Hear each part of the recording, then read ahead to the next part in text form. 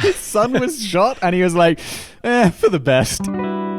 Welcome to the Brain Food Podcast, the Brain Food Show, Brain Food. We are having a little bit of discussion over what our final name is going to be. I think in iTunes it might be showing, this is episode 2, by the way, so really early days. What is the situation on our name so far, Damon? Welcome. It's good to have you. I think we're good with the Brain Food Show right now. We are hoping to move to Brain Food alone, ultimately, if possible, right? Because Brain Food is not an apparently entirely unique idea, and we want to make sure we're not stepping on any trademark toes. Yeah, so we actually got permission from the person who we thought was the first to ever use it, but then on literally the day of publishing, our host was like, hey, there's this person from like 2008 who used it before, and from, where were they from? Exactly? Luxembourg. I feel like Luxembourg, yeah, and they used it, and so, yeah, now we're emailing them, so then we switched it to the Brain Food Show for now. Yes, with weird spacing as well, I think, on that first episode, because they rejected us. There was some problem with a resubmission or something, which meant we had to delete one of the space. You handled this. You're probably best to describe it. Yeah, I attempted to submit it, and it said I had already submitted it, even though I had not already submitted it. Okay. And so then I just changed the spacing of the title, and that made iTunes happy. But if I did search in my Android, I think it's called Podcast Addict app, and I searched Brain Food, and we came up on the first page, nice. But there were only 4. We were at the bottom. The rest of them were like other podcasts from many years ago that haven't been published in a long time, and some of them didn't even have like an exact match for Brain Food. So I'm assuming, hopefully, we'll rise up those rankings to be the number 1 show named Brain Food with a little bit of luck. Okay, with that out of the way, I think that was something we were going to answer in the Q&A section, but it's not kind of made sense to me to move it to the top about the Brain Food name. Oh, why is it called Brain Food? That's another question we need to answer. Food for the brain, right? Yeah, we've been using that since like, I think the beginning, maybe not on day 1 of today. I found out in like late 2009, but like very close to that. It was the tagline. So was it? I feed your brain. Is that in the current logo or the old logo? It is in the current logo. Okay. Yes. I feel like I should be more familiar with that. It's in the black box underneath, right? I look at it so often. It's like it's the profile picture for the YouTube channel that I must look at. Like I'm looking at it right now while we're looking at our outline document for this episode, because your Gmail, your Google account has that picture. Yeah, that header image on YouTube is not that. I made that, and I'm really crappy at graphics, and I made it in like 2 seconds. So we should probably update that at some point. It's really crappy looking. I don't even know what it looks like. I think you so rarely visit, as a YouTuber, you so rarely visit the My Channel page of your own channel because you're always in the back end. Like replying to comments, you don't go to the channel page to reply to comments. You go to that where they aggregate all the comments in the back end. But I am visiting it now. Oh, it doesn't look bad. It looks like it doesn't. Isn't that from the cover of the book? Yeah, it was from the. Yeah, exactly. Brain Food for Hungry Minds. That's a good explanation of the name. What is the order for today? How should we do it? Should we start off with the fun facts, then move into some business, and then some Q&A, and then wrap things up? Sounds good. Sounds good. Plugs we got to get in at the beginning. Newsletter. If you want to sign up to our newsletter, that is something you can do over on the website, todayifoundout.com/podcast. Forum, more importantly. In fact, don't sign up. Don't sign up for the newsletter, sign up for the forum, or sign up for both, or is that going to be too much? People are going to become overwhelmed? I think let's push the forum for right now. All right. And then we can push the newsletter like next week. Forget the newsletter. It's crap. It's actually really good, right? Is that one? This is the one for your main website where you send people interesting stuff every week. Yes, but we're going to have a designated one for the Brain Food. Okay, so we are, separate one as well. But don't sign up for that. Ignore everything I've just said. Go over and check out our forum at todayifoundout.com/forum. Or is it forum.todayifoundout? This outline document needs to be expanded. Yeah, you can do both. Okay. It's forums.todayifoundout.com, or if you prefer, todayifoundout.com/forums, and that will take you to the forum. Or you can just click, there's a link in the header. Okay, so lots of different ways to go there. Definitely check it out. We've already got it up and running. We've both got accounts. It's nice to see people chiming in already. In fact, we've taken some of these people's questions and we're going to be answering them in the Q&A section. Get over there, discuss an episode, leave us feedback. If you want to dispute facts, you can try. Like that seems to be what the comments for YouTube are for. Did you want to add anything else in the intro? No, I think that's... Oh, wait. Yes, I do. Okay. I do. Also, go to iTunes and Google Play, whichever one you use, and if you could rate and review the podcast, that would help us out immensely. I feel like we need to say that in a more podcasty way, man. Like, get over to iTunes and rate and review the podcast, and don't forget to drop that 5-star review, and maybe you'll get mentioned in the next episode. I'm assuming that's against the terms of service, but it's something everyone seems to do. Give us your honest feedback on the podcast. or 5 stars. Hello, this is Simon jumping in from the future. I just want to make a note here. There was a minor point that came up in the conversation that we had not fully researched, and that was with regards to whether the heir of Emperor Franz Joseph, that's Archduke Franz Ferdinand, was Franz Joseph's son or not. Given he was the heir, we assumed he was and continued on with our conversation, but in the process of fact-checking the information said off the cuff in the episode, we found that this is actually not the case. Archduke Franz Ferdinand was Emperor Franz Joseph's nephew.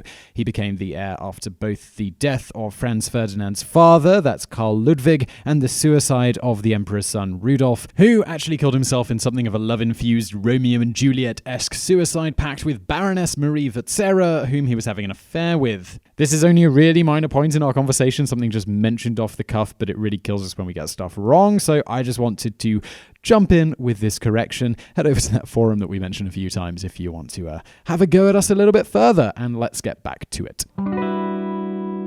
So, welcome to the fact section. We need to come up with a better name for this. What are we talking about today? Well, let's first, if anyone has a suggestion for a better name for this, you should leave it in the forum. Where can we find that forum? Yeah, it's at forums.todayifoundout.com. This is not going to get tired, is it? Get over to that forum. What are we talking about in the as yet sort of half-nameless section? We are talking about what actually started World War I, which is not quite what most people would say. Like if you ask the average person on the street, they would say something different. But what actually started it, and then leading into the Order of the White Feather, which was a really interesting group back in World War I in Britain. I am vaguely familiar with this from... We studied World War I. It's part of, history, studied it at school. I'm vaguely familiar with the White Feather and what this is. I'm definitely familiar with the fact that a dude was shot. Franz Ferdinand, who... Franz Ferdinand? It is Franz Ferdinand. I always think that I'm going to screw it up and say the name of that band, Franz Ferdinand, and then I realize they're actually the same, so I'm always safe. Take me out, dun dun dun dun dun dun. You know this song? You know this band? I have no idea who that band is. Oh, really? Where do we want to start today? I guess we're starting right at the beginning of the war, right? Or even before the war. Yeah. So, if you ask most people on the street, what started World War I, they would say it was the assassination of Archduke Franz Ferdinand and his wife in June of 1914. But that... Would they really? Yeah. Hello, we're doing an interview, man on the street. Hey, what up? They may not say that. They may not say the June of 1914 thing. That might be a little niche. But the point being is that's not actually, it's sort of loosely correct, but not actually, because it turns out nobody actually cared that he got assassinated. It was even that his own Emperor Franz Joseph himself said, "God will not be mocked. A higher power had put back in order what I couldn't maintain." He didn't like his heir, basically. And there was also in the Austrian newspaper, it was reported, they said, the event almost failed to make any impression whatever. On Sunday and Monday, the crowds in Vienna listened to music and drank wine as if nothing had happened. And they also stated in the political circles around, it was just yeah, this is probably for the best. He wasn't going to be good. It's good that he's dead now. So this was his son? Yeah, and so his son was shot, and he was for the best, basically. It was noted that he deeply disliked him as an heir. It was for the best that he wasn't around anymore to take over. Wow. This obviously is a question then all right, so if nobody cared, why go to war over it? In the end. And so it turns out, so Austria-Hungary, they had been looking for an excuse to have a war against Serbia because they wanted to take back some lands and possibly, destroy the country or whatever. Yeah. It was just sort of a preventative war, so in the Balkan Wars, they had lost some land, so let's go take it back. So this is a great excuse to do that.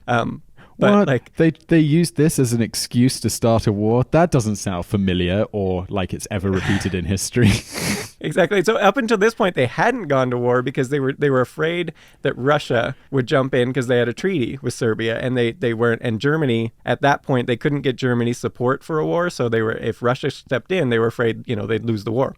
They just needed an excuse, basically. Yeah. So they need an excuse, and they needed an excuse to get Germany on their side, and so that's Germany said, okay, if Russia steps in, we'll go to war. But it's important to note here, like they actually kind of hoped and kind of thought Russia might not actually come to Serbia's aid, because they figured the war would be really quick, it would be over really fast, and Russia would just be like, we don't really feel obligated yet to come to war, so it would just be over before Russia felt, all right, let's join. So basically, I don't know, it seems like every TV show that deals with time travel or book, someone will be like, you gotta go back and kill that Serbian dude who killed the Archduke Franz Ferdinand, because that prevents the First World War, and then the First World War leads to the Second World War, and millions of lives will be saved. And essentially what would basically happen is it's like this emperor dude, the Franz Joseph guy, would just be another excuse is going to roll along at some point, and I'll just use that.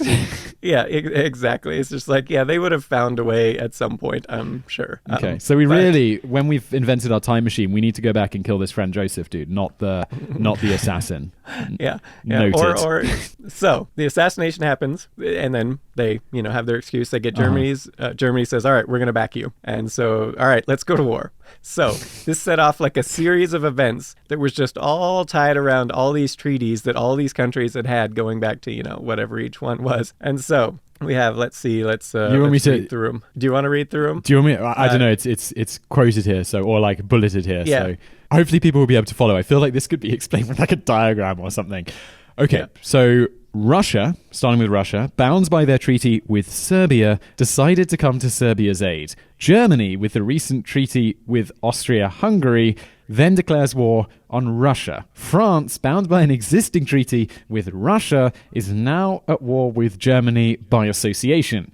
Germany then invades neutral Belgium to have easy access to France. Then we've got Britain, who's allied with France, and they have an existing treaty, and they declare war against Germany. Because of this, there's an extra note here. Germany actually thought that Britain wouldn't do this. Mm-hmm. Oh, wow. Yeah, because they were like, it's kind of loosely worded. Seriously? Yeah, it was loosely worded, and is Britain really going to come to France's aid? Like, it's not like... so they didn't They don't have a great history, yeah. Yeah, they didn't really expect Britain to do it, but what happened was Britain also had a 75-year-old treaty with Belgium, and so they felt obligated then, like with both treaties, like, we should jump in and go to war with Germany. Because Germany invaded Belgium to get to France, and then England were like, oh, guys, we've got two kind of weak ones, but you violated two treaties. We've got to do something. Yeah, exactly. All right, and this then escalates because Britain is now warring with Germany. Oh, wow, yeah. Germany, Canada, India, Australia, New Zealand, and South Africa all enter the war, I'm assuming because of colonies and such things. Yeah, exactly. Okay, and then Japan gets involved. It's really expanding quickly. Japan then honored an existing treaty with Britain and declared war on Germany. Okay, and then Austria-Hungary declares war on Japan because they declared war on Germany. And then it expands even further because now we've got the United States. They try to stay out of the war, but in 1917, which is 3 years later, they decide to enter due to Germany's submarines hindering the United States' commercial shipping. So they're to be fair, the U.S. was supplying, shipping supplies to the Allies. Yeah. So it wasn't like, we're just sinking your ships for no reason. Like they had reason, but then it brought the U.S. into it. Wow, I think as we would say today on internet forums, that escalated quickly. I was familiar with this because of studying it at school, but that is perhaps the most succinctly one thing leads to another that I've ever seen. Yeah, exactly. So that you have this very minor land dispute that turns into a war that results in the deaths of over 17 million people, with another 20 million or so wounded during the conflict. So, and it should be noted, this was at the same time the Spanish flu. Around the same time, the Spanish flu was killing 50 to 100 million people and infecting roughly 1 in 4 humans. I was reading this before we sat down to do today's podcast, and I thought some like perspective on this would be really useful, because that is an incomprehensibly large number of people for essentially nothing. And it's even crazier because at that time, today there are 7 billion people. At that time, there were 1.6 billion. Yeah. Which that is just insane. It's insane. I had a look. And it's kind of always hard to quantify, especially with modern wars when the final numbers haven't come in and stuff. But basically, every war in the 21st century so far, in 2018, has led to 1 million deaths total, and a third of those in the war in Syria. And when you consider especially, the First World War killed 1.06% of the global population. Every war so far this century, which I think because we're living in it, we're like, this war's going on everywhere. What's this about? It's killed 0.014% of the global population. It's just, that blew my mind, just how devastating the First World War was over nothing. Yeah, and then then you have the Spanish flu coming along and just like wiping out everyone. And then the Spanish flu and like all this was so big that there was this thing called the encephalitis lethargica epidemic that killed over 1 million people and left many, many more as just like basically catatonic state. And like it wasn't even like a widely reported thing. It was just like, whatever, we're all dying. Can you imagine if there was something like, we get all upset over swine flu, and it's like, how many people has it killed? Well, technically no one yet. I don't know if that's true, but it's like not I'm really sure it's killed someone. It's probably killed like some really old person who is like really susceptible to getting it. This killed 1 million people. It wasn't even like a big, whatever. There's 50 to 100 million dying of the Spanish flu, so we should, The Spanish, 50 to 100 million people. That's like 4%, 3 or 4% of the global population. Yeah, something. That's like 1 in every 20 people dying. Yeah, and 1 in 4 humans got the Spanish flu. That's just crazy. Wow. It makes me glad that we live now. Like, the fact that we're going to talk about this in a bit, like World War I and conscription and the white feather. You'll see how this all ties together. But I'm really glad that I don't have to go to war and I get to sit in my nice warm office and make videos and podcasts rather than, going to shoot at people who I don't really want to shoot and don't really want to shoot me because of some minor land dispute in Serbia. It's like, yeah, exactly. It's good to live now. And also much less horrible disease. Being alive today is better than being a human being alive like any time in history. For people, if you've never heard of the encephalitis lethargica epidemic, you might have seen the movie Awakenings or read the book, and that was actually based on the people who were left alive but in the catatonic state. It was about, I don't know, I think it was like 1 in 5 that got this disease. And then for a brief time, they figured out there was this drug, levodopa, that would temporarily like allowed them to sort of like wake up and start to move and like everything, but then their bodies would eventually develop an immunity or a tolerance for it, and then they went back into their kind of catatonic states. And this disease is actually still around today. It's just not it's not caused an epidemic since the 1920 or whatever it was. I do feel I have to jump in here, and because for reasons that will become clear later in the episode, because we don't record this in order, if you are going to watch a movie based on this podcast, you must first check out Star Trek First Contact and then see Awakening. Yeah, I remember seeing. Yeah, I saw Awakenings when I was a kid, and I thought it was all right. I don't know.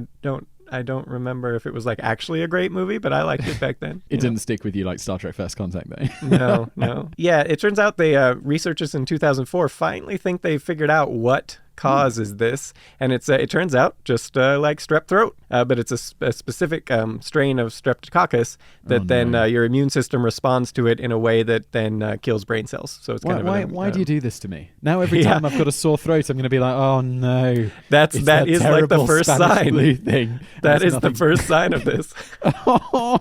And it's still a disease around today. Oh, thanks. That's going to be awesome next time. It's like, I think I've got that vegetable disease.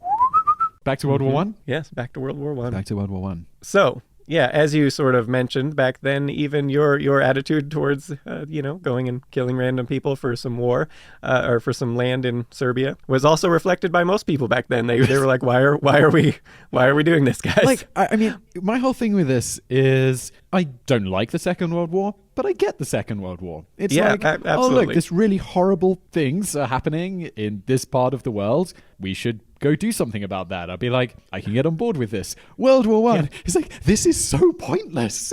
They're so pointless, and most people kind of agreed. So the soldiers themselves also were very apathetic in the early days of the war, particularly when they first, part of the thing is, so for one of the first times in history, you have these soldiers in the trenches, they're close enough where they can talk to each other, and they're just sitting in their trenches on each side. They can holler across at each other, and they did, and they're there for like a long time. So it was like this sort of unique thing where you're just like right next to your enemy for, all the time. You're just camped out there. And so the soldiers were quite apathetic about the whole thing, to the point where like, so do you want to read like a Royal Engineer Andrew Todd wrote about that? Yes, I do. Perhaps it will surprise you to learn that the soldiers in both lines of trenches have become very pally with each other. The trenches are only 60 yards apart at one place, and every morning about breakfast time, one of the soldiers sticks a board in the air. As soon as this board goes up, all firing ceases, and men from either side draw their water and rations. All through the breakfast hour, and so long as the board is up, silence reigns supreme. That's amazing. And so we have like a lot of these quotes from that, like another one from, so the temporary truce, there's another one on December 19th.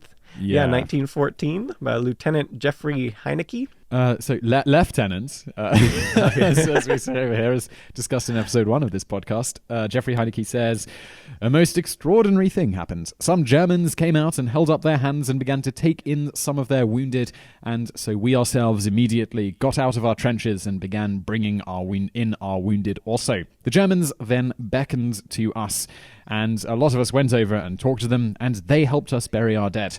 This lasted the whole morning, and I talked to several of them, and I must say they seemed extraordinarily fine men. It seems too ironical for words. There, the night before, we had been having a terrific battle, and the morning after, there we were, smoking their cigarettes, and they smoking ours. Wow, it's sad. It's...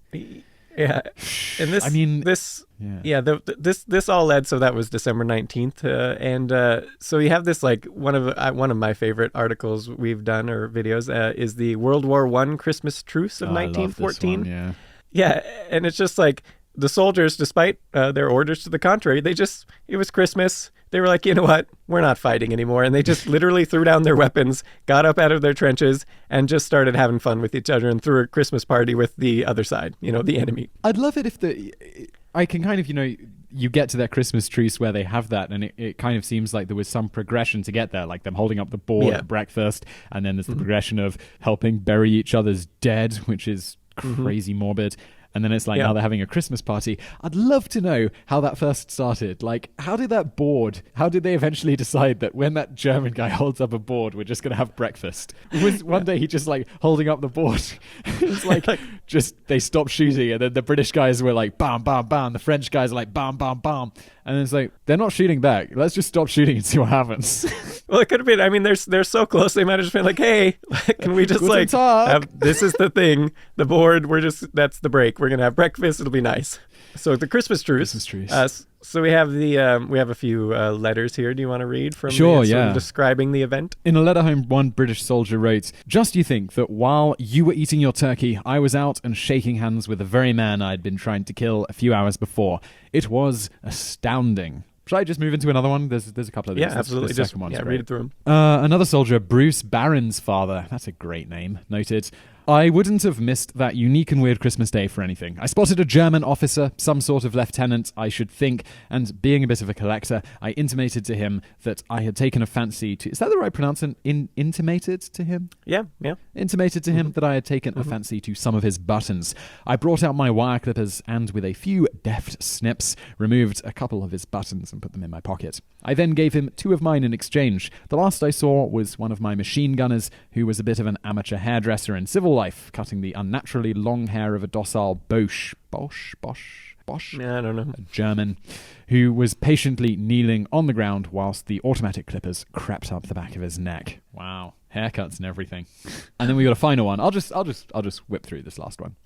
On January the 1st, 1915, the South Wales Echo also published the account of the evening, stating, When the history of the war is written, one of the episodes which chroniclers will seize upon as one of its most surprising features will undoubtedly be the manner in which the foes celebrated Christmas. How they fraternized in each other's trenches, played football, rode races, held sing-songs, and scrupulously adhered to their unofficial truce. It will certainly go down as one of the greatest surprises of a surprising war. So in this, you have this environment where the soldiers are pretty apathetic. I mean, they're still fighting, but whatever. They're not really into it. Basically, they don't really hate their enemy. And back at home, it was there was a lot of propaganda campaigns that was turning the public a little bit against. But it was still generally why are we fighting this war? This makes no sense.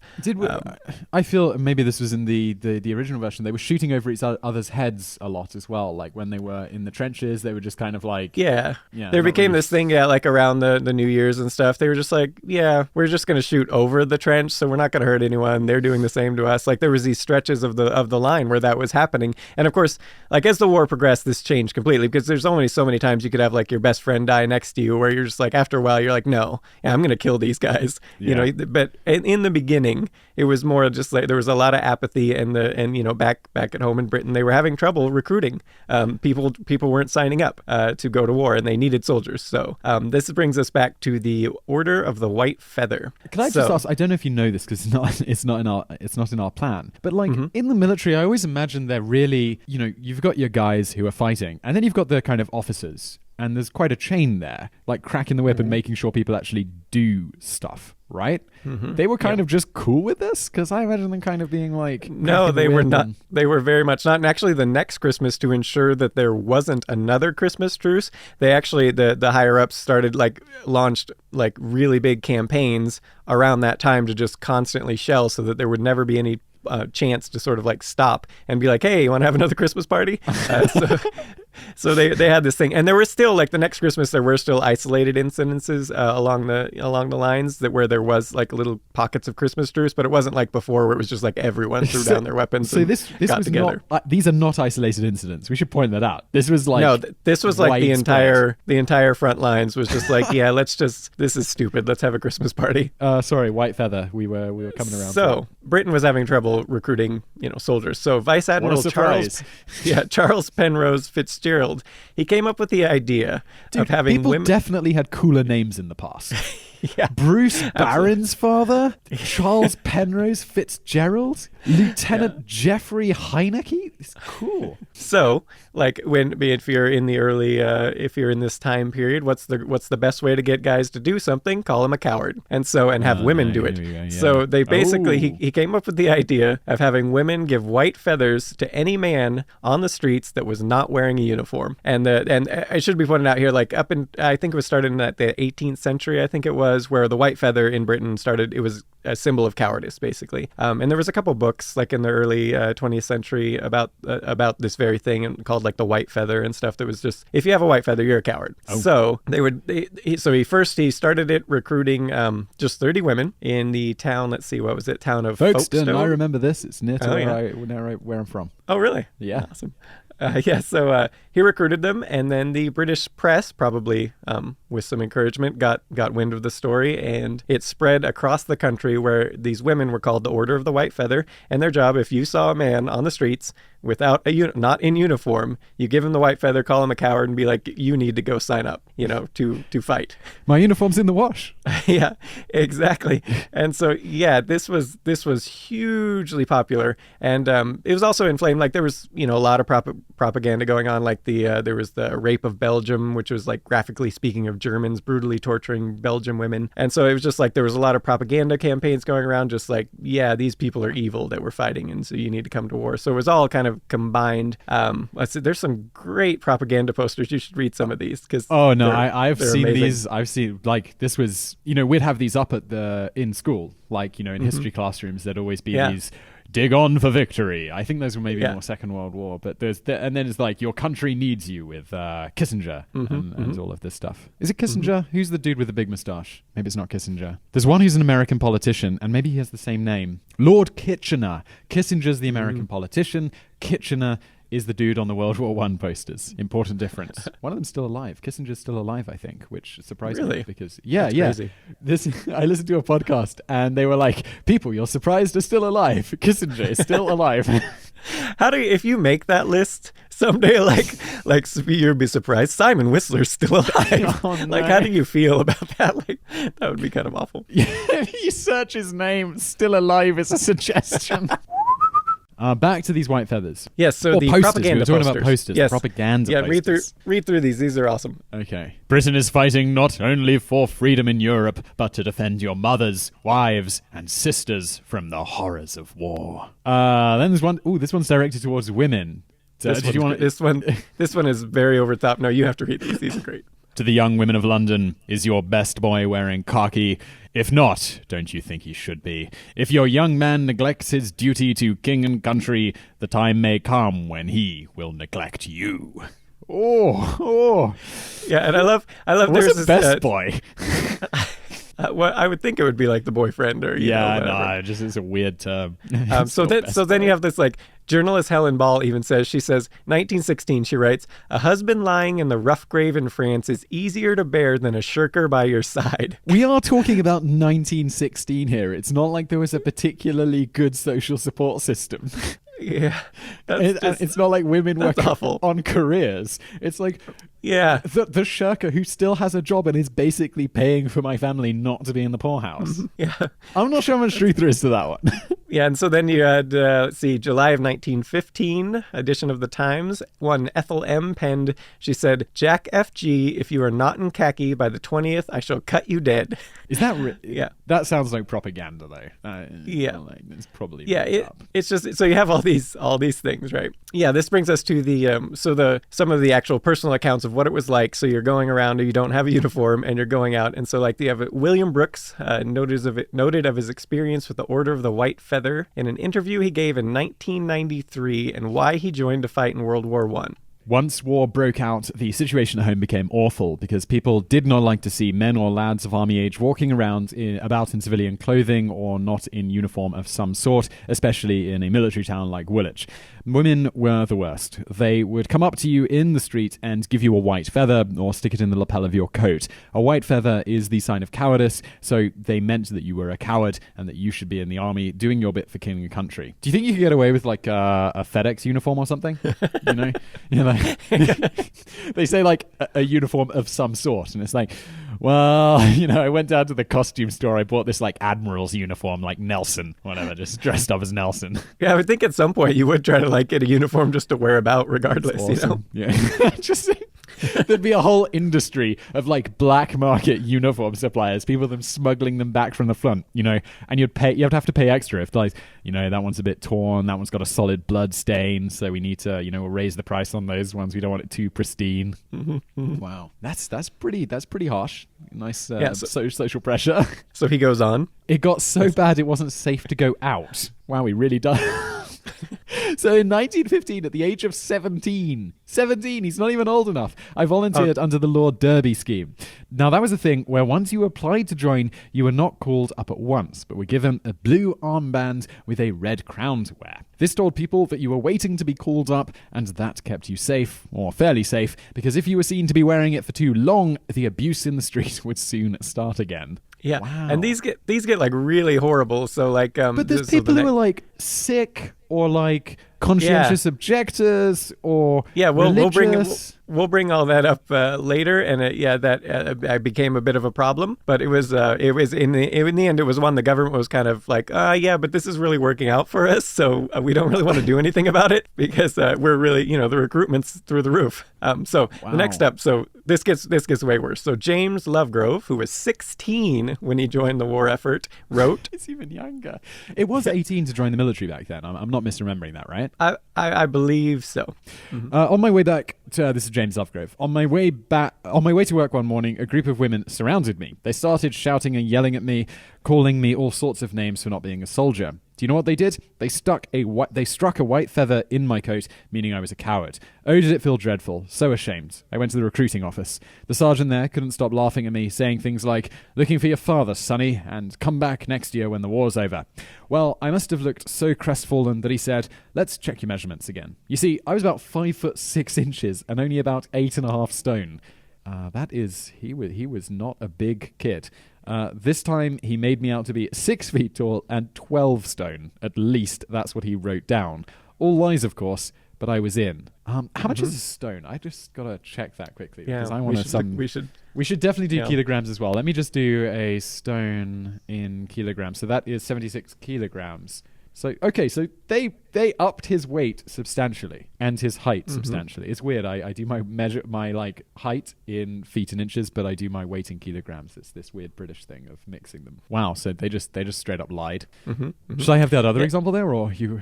Yeah, so there's it wasn't just the white feather. Like, it started to become common to also receive a letter with the feather. Like, you'd receive like a letter and the feather in the mail. And so this was like architect William Weller, his story, where he had actually he was in his 40s, and he was also helping the war effort in other ways. He was working with building homes for steel workers, and he was also ill at one point. So he wasn't required to go to war.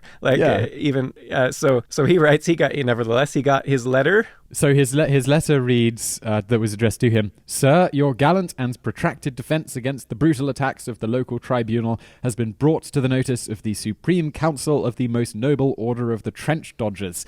I am to inform you that the council have therefore, as a reward for your devotion to self-regardless of narrow patriotism, made you a companion of the said most noble order, the insignia of which is forwarded herewith. I am, sir, your obedient servant, a chicken heart, clerk of the council. That was really tricky to read. Wait till you get to the Robert Thomas or whatever at the end. That one, his quote, like, focus. That one's hard. There will be many stumbles. Yeah. A chicken heart. So this is obviously a very sarcastic letter. Yeah, exactly. They're just So this brings us to this is a man who was excused. Well, one, he's in his 40s. Two, he's an architect, so they can probably use him doing actual stuff rather than just shooting people. And exactly. He's also sick. Yeah, okay. And they still get the letter. And it became like a real problem where just like everyone was getting the letter. And some of these quotes we're going to get into in a minute. I think actually coming up, it's just like amazing. Like, there's one, I'll just preview, a 10-year-old. Yeah. He's 10. 10? And he's still getting shamed into like, why aren't you going to war? But my voice hasn't even broken yet. Give me a break. Yeah, exactly. So The Guardian in 2008, they published Francis Beckett told the story of his grandfather who was shamed into fighting the war and ultimately perished because of it. So his grandfather. So he had 3 small daughters, which, I was like, he wasn't his grandfather at the time. I was thinking, this dude must be like 70 and he's going to war. No, this was in 2008. This story was published. Put it together now. He had 3 small daughters, which saved him from conscription, and his attempt to volunteer was turned down in 1914 because he was short-sighted. So that could save me. They'd just give me LASIK these days, wouldn't they? They'd be like, get to war, son. But in 1916, as he walked home to South London from his office, a woman gave him a white feather. He enlisted the next day. By that time, they cared nothing for short sight. They just wanted a body to stop a shell, which Rifleman James Cutmore duly did in February 1918, dying of his wounds on March the 28th. My mother was 9 and never got over it. She blamed the politicians. She blamed the generation that sent him to war. She was with Kipling. If any question why we died, I tell them because our fathers lied. But most of all, she blamed that unknown woman who gave him a white feather and the thousands of brittle, self-righteous women all over the country who had done the same. There we go. Yeah, so you have this like thing where it's just like, if you're not wearing a uniform and you go out and you're a guy, you're going to get a white feather. And this worked great because not only soldiers coming home who would, who for whatever reason been honorably discharged or whatever, they would go re-enlist for the same, so this crazy one, Frederick Broom, he was 15 years old when he managed to convince the recruiters to let him join the war. So he was into it. Yeah. He went to 15 voluntarily. Yeah, first time, and he told him he was 19, and obviously they took him anyway. And so after it wasn't a matter of, can I see your ID? It's just like, sure you are, son. Welcome to the army. he got sick, seriously ill, and he got honorably discharged. And so he was at home. He's 16 now. On his 16th birthday, he's walking along, and three girls accost him, and they gave him a handful of white feathers, and then a crowd gathered around him and started calling him a coward. And so then he stated of this, I explained to them that I had been in the army and been discharged, and I was still only 16. Several people had collected around the girls, and there was giggling, and I felt most uncomfortable and very humiliated. So this guy, he volunteers at 15, he goes to war, he gets injured, he gets honorably discharged, and he comes home. He's still 16. He's still not old enough to drive. At least here, maybe you could drive this. It doesn't matter. He's young. And now they're humiliating him, and he re-enlists? Absolutely, and went back to war. Oh, please tell me he survives. Yeah, I don't know. I don't think we actually tracked down his. But yeah, so then we have like we come to the 10-year-old boy. There's this picture, and it's I think I saw it was from some museum archive or something, where on the back it says, "What a promising boy. Now wear this brooch and buttons, and your frilly white dress, whilst your brother goes to war, riding gallantly. The town all sees your ways. Chicken you are." And his brother was only 16 and went off to war, and he's 10 and being called a coward. Was he a giant 10-year-old? 10-year-olds are... They're children. Yeah. They are young children. They're not even in secondary school. Yeah, and so then another one was this is probably the most egregious one of all, is like Seaman George Sampson.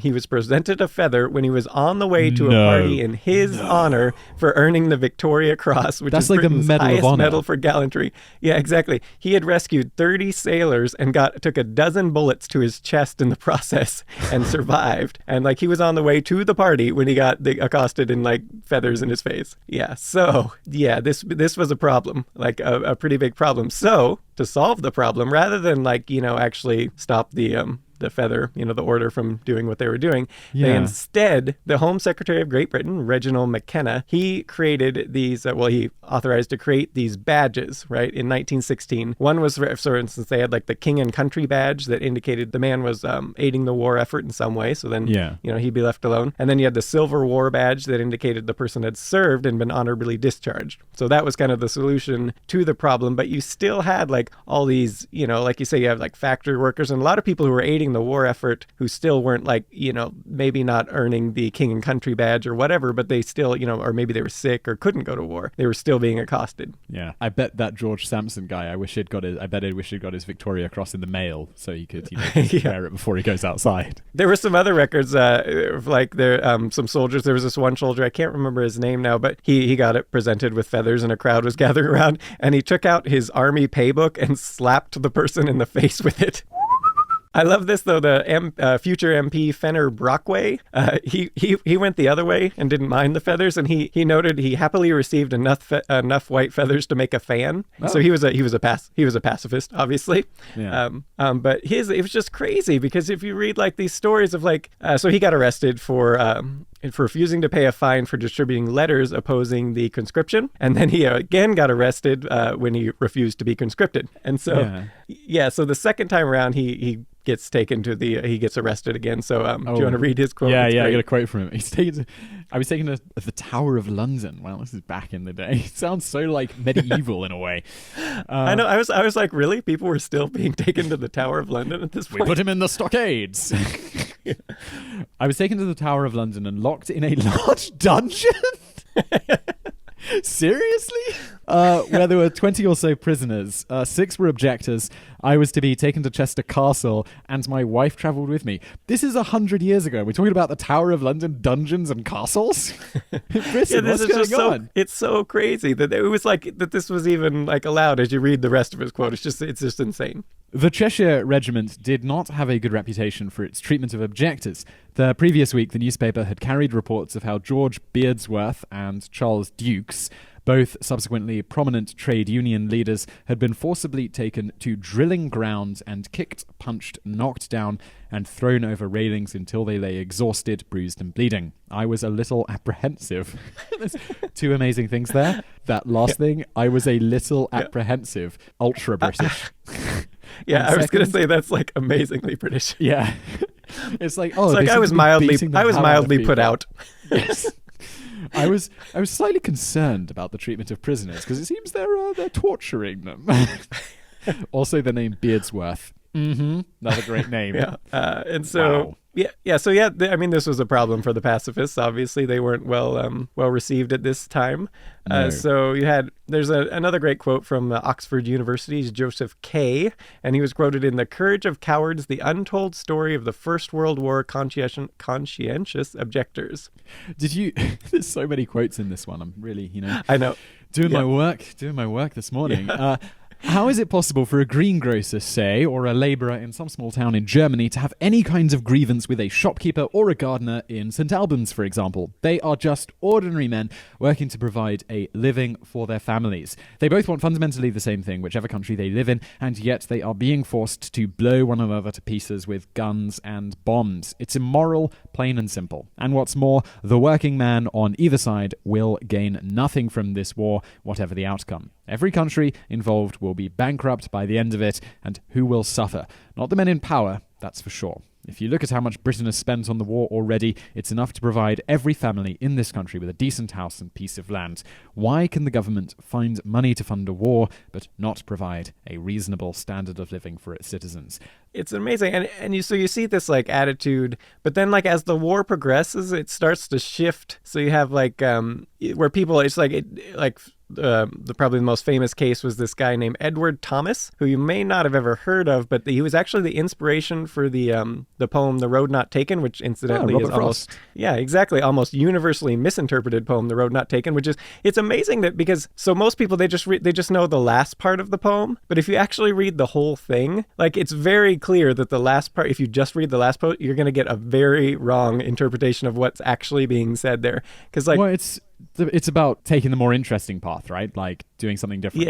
Yeah, but exactly. Like if you just read the last part, you think, oh yeah, it made all the difference, right? To take the road less traveled. But if you actually read the whole thing, like no, the guy didn't take the road less traveled. It explicitly states he did not take the road less traveled, and that he just was sitting there. And so coming back to Edward Thomas. Really? Yeah. So that's coming back to Edward Thomas was a great friend. He was Robert Frost's best friend, right? So they used to go for these walks, right? And he was teasing Edward Thomas with this poem because Edward Thomas, he was a guy who he said, Robert Frost said of him, he was a person who, whichever road he went, would be sorry he didn't go the other. And so you can see the point of this poem was just to tease him about like, yeah. And so at the end, the actual like that sigh at the end of the poem where he says, I don't remember, the protagonist sighs. And so when he's doing that, it's actually a sigh of regret that he couldn't go back and don't go see where the other road would have led him. And so that's kind of the actual, point of the poem. But so it was just like he was teasing Thomas about this, right? It's fun the stuff we add to like, the modern, or when we interpret things and we could just get it completely wrong, right? Exactly. And I think the reason it's so misinterpreted today is because people are so familiar with the end that when they do go and read the whole thing, even though it's very clear what's actually being said, it's not subtle. Like I don't think anyway. It's not very subtle, but you already have that sort of idea of what it's about, so you kind of colors what you're reading instead of just coming at it, blank. Do we have the poem here? I have it. Reminded of the ends. Yeah, so it's, I shall be telling with a sigh, somewhere ages and ages hence, two roads diverged in a wood, and I took the one less traveled by, and that has made all the difference. There we go. And so, but if you actually read the earlier parts of the poem, he actually, it's him saying like, someday I'm going to say I took the one that was less traveled, but I'm actually just fooling myself. Like he's basically looking at these two paths and they're the same, and he doesn't know which one he should take. And so this was the playful jab, because Thomas and Robert Frost used to go for these walks all the time, and that would happen all the time where they would go one path and then it would turn out to be boring, and Thomas would be like, oh, we should have taken the other one, so this was basically just his little private, and Robert Frost actually called it his private jest because the misinterpretation of it happened pretty quickly. Like when he read it at a university somewhere, and the students all misinterpreted it, even though he said, I was making it very clear that it was all in jest, like I was just joking. back to World War I. You have this changing idea. So like Edward Thomas was anti-nationalist. He thought the war was stupid, like many people.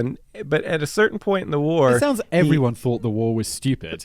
They were just being shamed into going.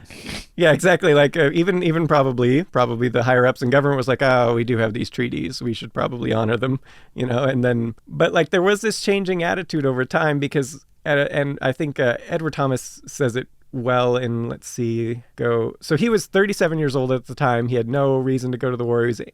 He was anti-nationalist. He didn't have to enlist. But in the summer of 1915, he writes in I think it was his journal, he wrote sort of his changing thoughts on the war. And that, if you want to retake that quote, yeah. This is the hard one. Okay. Here we go. A sky of dark, rough, horizontal masses in NW with a third moon, bright and almost orange, low down, clear of cloud, and I thought of men eastward seeing it at the same moment. It seems foolish to have loved England up to now without knowing it could perhaps be ravaged, and I could, and perhaps would, do nothing to prevent it. Something, I felt, had to be done before I could look again composedly at English landscape. Boom! Yeah. Yeah, that was good. Yeah, he kind of has like half sentences somewhere in there. It's kind of hard to. Yeah, I was reading like a whole line ahead because I was like, I'm going to definitely. But that was without edit. I did not edit that later. Yeah, a little bit of reading ahead there. So you had like in the beginning, he didn't care about the politics. He thought the war was dumb. He wasn't particularly like a nationalist or whatever. But he started to think like it didn't actually matter what the war was being fought over, because in the end, like if he didn't fight and the enemy came to Britain, they were still going to shoot and destroy things. And so it didn't matter in the end. He should maybe think about going to war. And there was a lot that came up to his decision. He did end up going to war, which incidentally, shortly after he received the poem from Robert Frost, he finally made his decision. So maybe he took the jest a little personally. So he made the decision. He was trying to decide, should I go to America, and join Robert Frost? And he was at the time writing poetry and stuff, like really good poetry himself, or should I join the war effort? And so he ended up deciding that, he wrote back to Frost, "Last week I had screwed myself up to the point of believing I should come to America, but I have altered my mind and I'm going to enlist on Wednesday if the doctor will pass me." So he changed his mind in the end, and that didn't work out for him. Oh no. Did he die? He absolutely died. Took a bullet to the chest on April 9th, 1917 in the Battle of Arras, I think that in France. So not a good ending to his story. But there was actually a lot more that went into this decision of his. There's this great, if you should go, everyone listening, and go to Today I Found Out and read the full write-up on this, The Road Not Taken. It is a great piece on the history of it. And he had there was these walks where he just felt like he was, a coward and Robert Frost wasn't. There's a lot to it. It's a great write-up. It's like 3,000 words, so I'm not going to try to add that to here. But go read it. It's a really interesting story. Okay. Just, I know we're kind of moving towards the end of this section, and just kind of reading through it again, I wonder, while we're doing all of this, did we do any looking into conscription? Because conscription was a thing at some point in the First World War, wasn't it? It came along a bit later. Yeah, it did come along a bit later, and that's where you had a lot of the pacifists getting arrested and stuff like that. But in the beginning it wasn't, and then eventually it became required because, at the end of the day, they did need people to defend the country because regardless, of what Thomas said, kicked it off, regardless of what kicked it off, it's still the country was in danger at a certain point, like they needed soldiers. Wow. So then and attitudes changed, like I said, like you had these people, your friends dying right next to you. After a while, regardless of how you felt about the supposed enemy in the first place, like after a while, you're going to be like, no, these guys, I hate them. That there was definitely that shifting attitude, but especially when you are being blasted with propaganda all the time, you are going to, that's really going to help you on your way. Yeah. It's easy to get, we talked about the those clackers in the last episode. 5 people in a room can change 100 people's opinion. If you've got enough people saying like, let's hate the Germans together and let's go take them down in a trench or whatever, you're going to get people on board pretty quick. Well, and you can imagine even like the Order of the White Feathers. So maybe a lot of the women were like, well, but I don't want my sons and husbands going off and, everything to war. But at the same time, you do have these ones who are all hardcore about it. It might be like, all right, well, now I kind of have to join in and being like presenting the white feathers. So Can you imagine the parents of that 10-year-old? Yeah. And there's 16-year-olds already off at war. Like, that's awful. Yeah. It's like, oh, gosh. Okay. Yeah.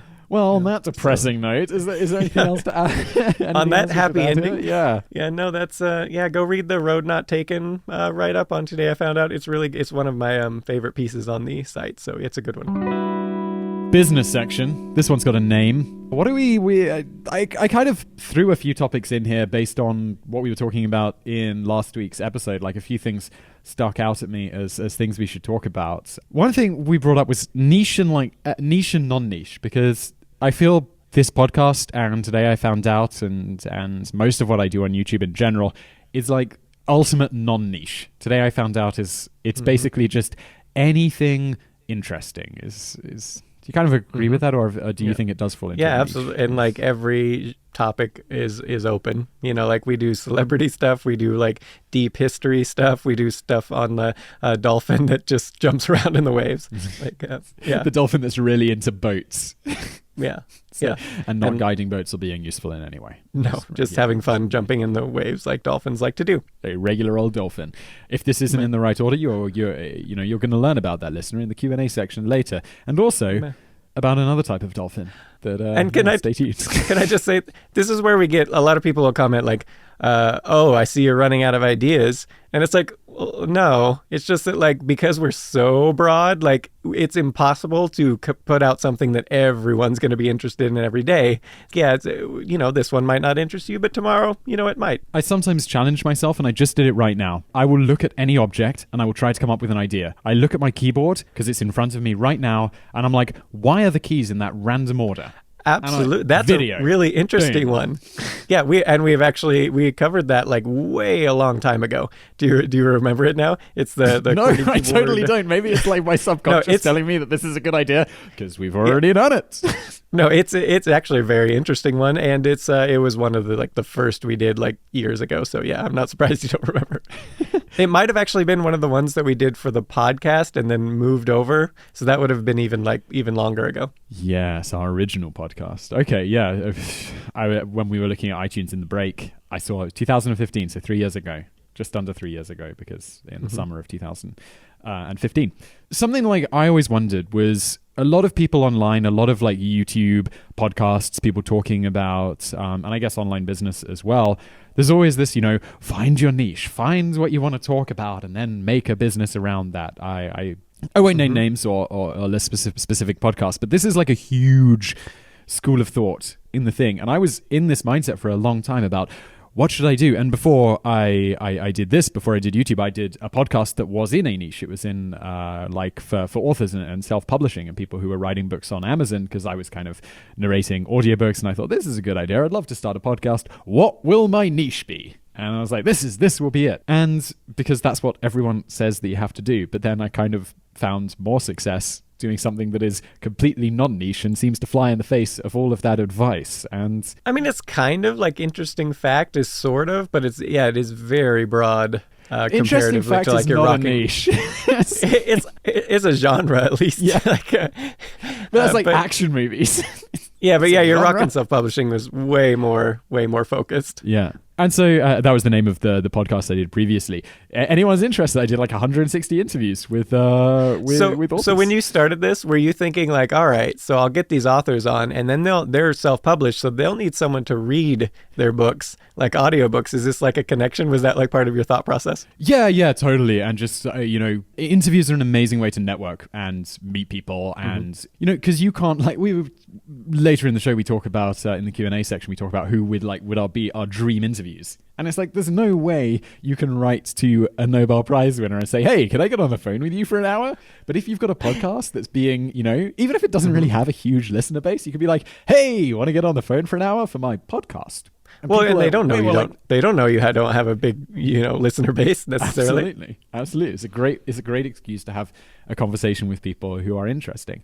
I was also definitely hoping that it would be something that I could monetize myself, like with advertising. And I think I had a brief stint with that, but it just didn't really drive the numbers to really work on advertising. And I don't know, kind of related to that and like the niche versus non-niche. Is if you have something that's non-niche, you can really, advertising seems much more possible because you can simply drive huge viewer numbers. Like today I found out on YouTube is super broad, but because it's super broad, it gets, super high number of views. And then you don't have to worry about this, like, oh, do I have to make something so my audience can buy it? Or do I set up like a Patreon and this kind of stuff? And I don't know, maybe it's also a British thing, but we don't really like asking for money, or maybe I don't like asking for money. I hate selling anything. I'm so glad we have Drew who does who goes out and finds the ad deals, because I hate asking people for money. It's like, it's tricky. Yeah. Well, there is something to be said though about the niche where you have like, you don't need those huge numbers necessarily, depending, like if you have, I mean, it depends on the niche, of course. If your niche is cardboard boxes, you're not gonna go far with the advertising there. But you know, like we've talked about, I think I mentioned in the last one, the picture, the recipe with cooking, or like Linus Tech Tips, where tech, you can be small and still like, people are like, those companies, there's a lot of companies and they'll throw product and money at you to get to mention. Yes, and then there's a smaller field of potential advertisers, so there's less competition. Linus is going to come up a bunch, but I love that, you know. Until he collaborates with us, until he agrees to collaborate. He lives not that far from me. I'm just going to throw that out there, Linus. Isn't he Canadian? Oh, you're right, in the north, of course. Yeah. I used to live not probably 15 minutes from where he is. Seriously? Maybe 20. Oh, wow. 20-minute drive, You perhaps. were right on the border.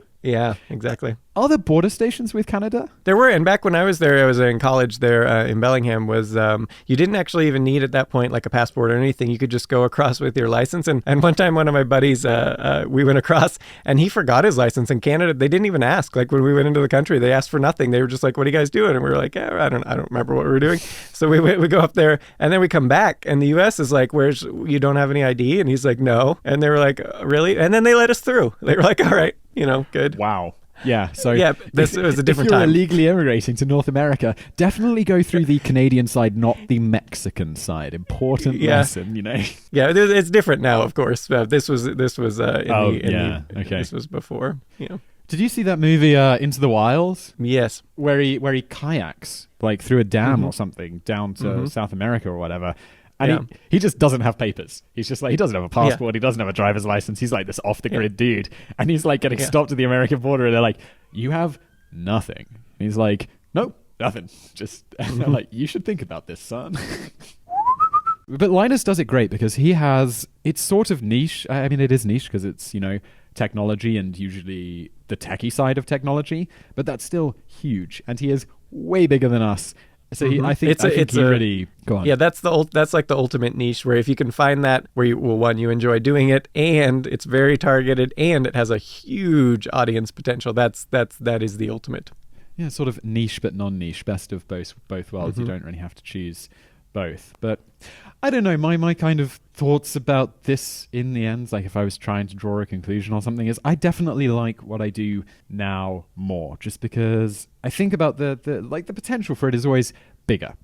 Having a bigger audience allows you to do bigger things. Something we've been talking about a lot for 2018, and I think we were talking about this a lot on the AMA we just did on Reddit, is the potential for like mini documentaries. And it's like, because it's so broad, it can be about anything. Like the first one we've got coming up is about Liechtenstein. And so I went to Liechtenstein and we filmed this thing, and it's like, this is kind of random, but it's totally relevant. And or other ones we've got coming up, like we're going to VidCon and there's a couple we could do in Amsterdam, and it's just so broad, you can always find something interesting to do. Well, and I imagine after so many interviews and stuff, you were probably, when you're very targeted, like very small niche like that, I bet you after a while, did you start to get like bored, like it was the same thing over and over again? Yeah, definitely. It's like I took a lot of joy in the interviews. Like I really love talking to people about kind of, because I made a lot of it not just about their writing but about their lives. Like, how did you come to be doing this? Do you do this full time? Is this your job? What's that like? What's, you know, how does this fit with your family life and all this kind of stuff? Because then you can really,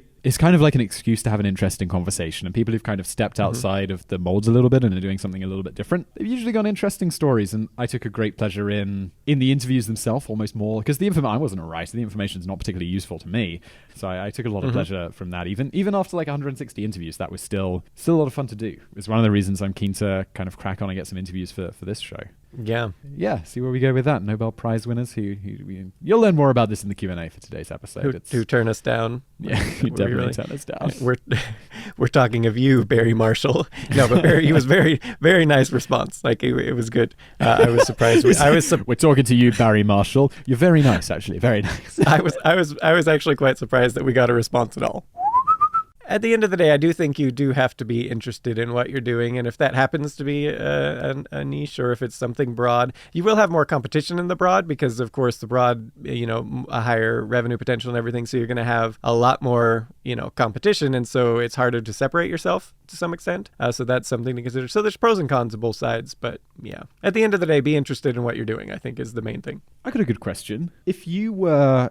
I don't know, maybe some people are listening, maybe they want to be like, to do YouTube or something. If you were going to start a channel today, or you could go back, not a few years, because then you'd be like, well, I would start an unboxing channel, or I'd start something that's enormously successful because I, can see the future. But if you were going to start a channel today, what would you do? Like if you had nothing on your plate, if you had no route to promote, what path would you go down? What do you think? I would definitely do the tech, because that's, obviously I have the computer science background, and and the project channels as well. I love doing projects. Like that was one of the reasons the can shaking was so fun, is because I rarely get time for that hobby. And so to like make it part of my work was awesome. And I want to do that more. Yeah. Mm-hmm. So what would you go back for? I don't know.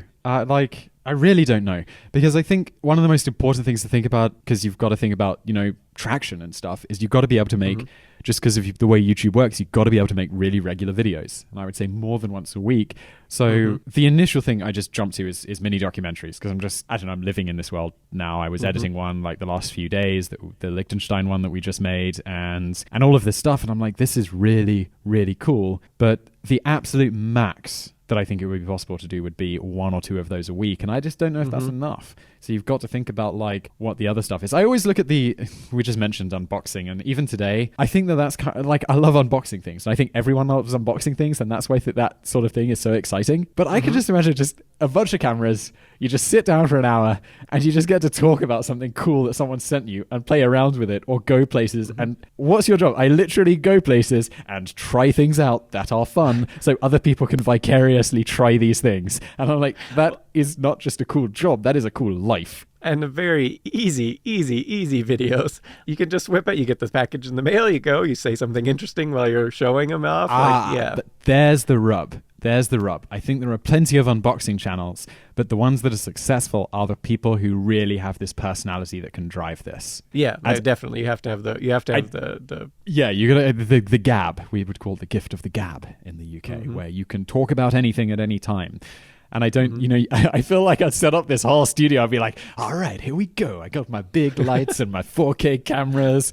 And I've got the guy in the back who you always kind of like Unbox Therapy always do, where he sort of half talks to the guy, but the guy never responds. And it always looks super cool and very casual and all of this. So do you think is there actually someone back there, or is he just talking to have like a conversation as if he's having a conversation with the audience? It looks like he's doing this in a small room, right? He's doing this in a huge warehouse. Have you seen this, like behind the scenes? No, I have not. Unless I misremember it for another channel. Is it just this like, there's this one guy sitting in this giant warehouse with his table? Well, you got to think he's got to have a giant warehouse, because there's so much money. It's so true. It's like, what should I buy? Yeah.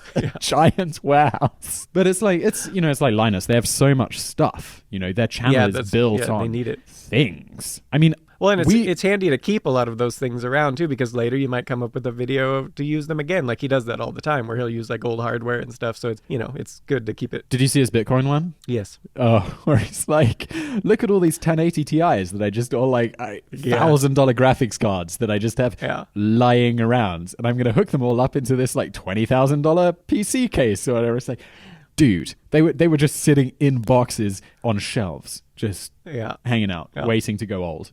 So anyway, back to the point. There's this guy, and he's sitting in this warehouse, and he's doing this thing. And I imagine you'd get set up with all of this stuff, and then you'd get something to unbox, and I'd just be like, so this is a cup that turns a different color when you put hot liquids in it.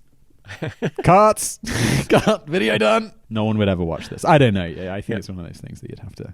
Because at the end of the day, a lot of people on YouTube, they are watching for the personality as much sometimes as the content. Yes. Like you might, like that happens all the time, where there'll be like channels I watch just for the people. I don't really even necessarily care about what they're talking about. It's just kind of fun. They have interesting things to say because it's the personality. And you see a lot of the channels that don't succeed is they don't put that in. Like they might have like they might just have like the visuals or whatever, and sometimes that can work. but most of the time the channels that do that don't really take off because you need like the people to become fans of you as well as, what you're talking about. I think that helps a ton. This is actually something that came up in our AMA. I don't know if you saw the question, but someone was pointing out that we don't have a ton of personality-driven content. It's not like there's not a lot of my personality in the videos. Yeah. And I think people are asking, like, why is that? And it's because it's one a day. I can't really like add my own personal flavor to every video. Yeah. It would be a time impossibility because that's something that just requires me. And, just the time to make that happen. What I do like is, I want to talk about it in a minute. I'm bringing it up so much this episode, people must be getting bored. The mini documentaries. I like that that's an opportunity to kind of branch out and do that a little bit more. And this podcast, of course. Well, maybe people will hate our personalities and they'll be like, guys, I preferred it. I preferred it when you just provided me with facts. I preferred it when you didn't talk about things. No, but I think... that's the thing is, it's like, some people will hate us, but for one thing, anyone who's made it this far in is probably not you are in. But also, you're going to have some people that hate you, but it's a big world with a huge population. There's going to be people who like, your personality, and that's going to work out for you. Like you just have to try to reach that audience. You have to reach those people, and then, it works out. So if I had a good personality, I would start an unboxing channel. There we go. Today I found out tech. That's a thing that's going to happen at some point when we get more resources. We get a giant warehouse. If for no other reason than like the company's sending me cool tech, because I would love that and do that for free. That's a channel I would totally do, like if I just had the time, even if it wasn't making money. It was just like that. This is fun. Yeah, absolutely. I always think, people having so much fun on YouTube, and I know a lot of that is turning it on for the camera. This would be this podcast, I really don't feel I'm turning anything on now. I'm just having a good time. And I think if you find that thing that really vibes, then it's that beautiful sweet spot between something that is successful and people want to watch and you have an enormously good time doing. Well, yeah, and that's also, I think, a real good tip when you do have your sort of personality come out on these, like the YouTube videos or podcasts or whatever. Like the one way I think you can turn everyone off is to just not be yourself. If you're just faking it to a certain extent, you kind of have to be yourself, and then you'll at least attach some people will be like, yeah, I like that person. Yeah, this is because people can smell fakeness. Or even my accent's the good example. Simon's putting on a fake accent. It's like, really not. I am. And something, I found, especially with the previous podcast, was when people meet me in real life, they're like, oh, you're like you are in your podcast. And I'm like, yeah, if I didn't, no one would listen because it would sound super. Yeah. And there are podcasts where it sounds fake. And I'm just like, it's a bit cringy. Yeah, exactly. And that's where everyone goes away then. Like, no one's going to like your work.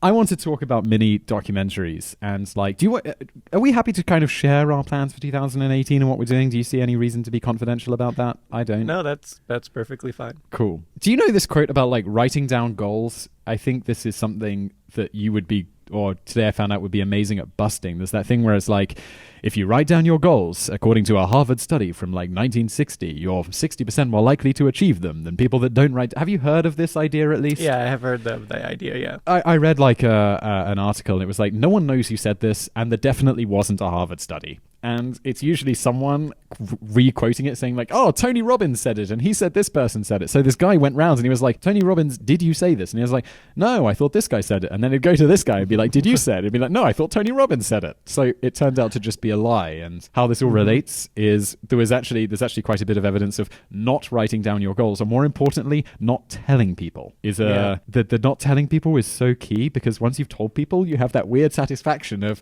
so I've sort of already done it. I've told people I'm going to do it. So they think I'm so great. And then you're less likely to do it, which seems to me to be insane. So now I'm always like really careful about telling people I'm going to start a podcast. It's going to be great. Because then it will be like 6 months later and people are like, dude, where is that podcast at? Did you start that podcast? And I'm still working on it. I like to think I'm an executor, but I do take my time sometimes.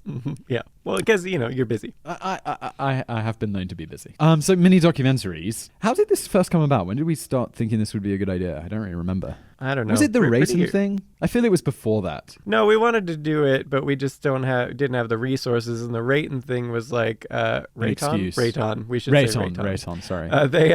They gave us the money to basically do one, to actually try it, and it was great, and that was a lot of fun. That was a lot of fun. Yeah. So, and it's like now we still don't have the resources, but I think we're like we're gonna work out a way to make this happen anyway. So I was going to Liechtenstein anyway for this, and then I had a friend there with me. And I was like, hey, dude, hold this.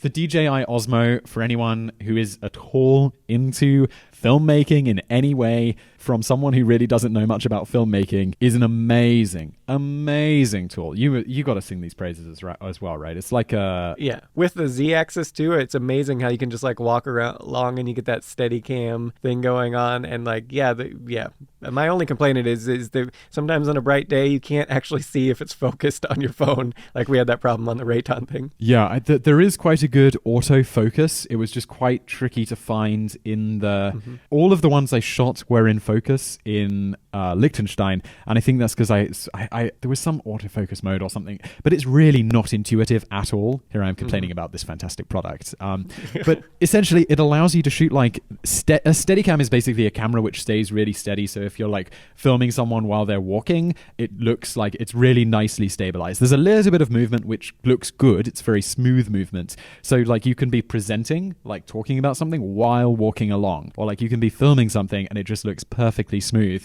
and it just gives it this incredibly professional look. Like I'm blown away. You can hold it for the first time and you walk away with like, it's 4K as well, 4K footage that just looks amazing. And the thing's like $1,000. It's probably way cheaper in America. I'm like converting it from the $1,000 I had to pay for this thing. It's it's similar. I think it's like 40% less or 30% less or something.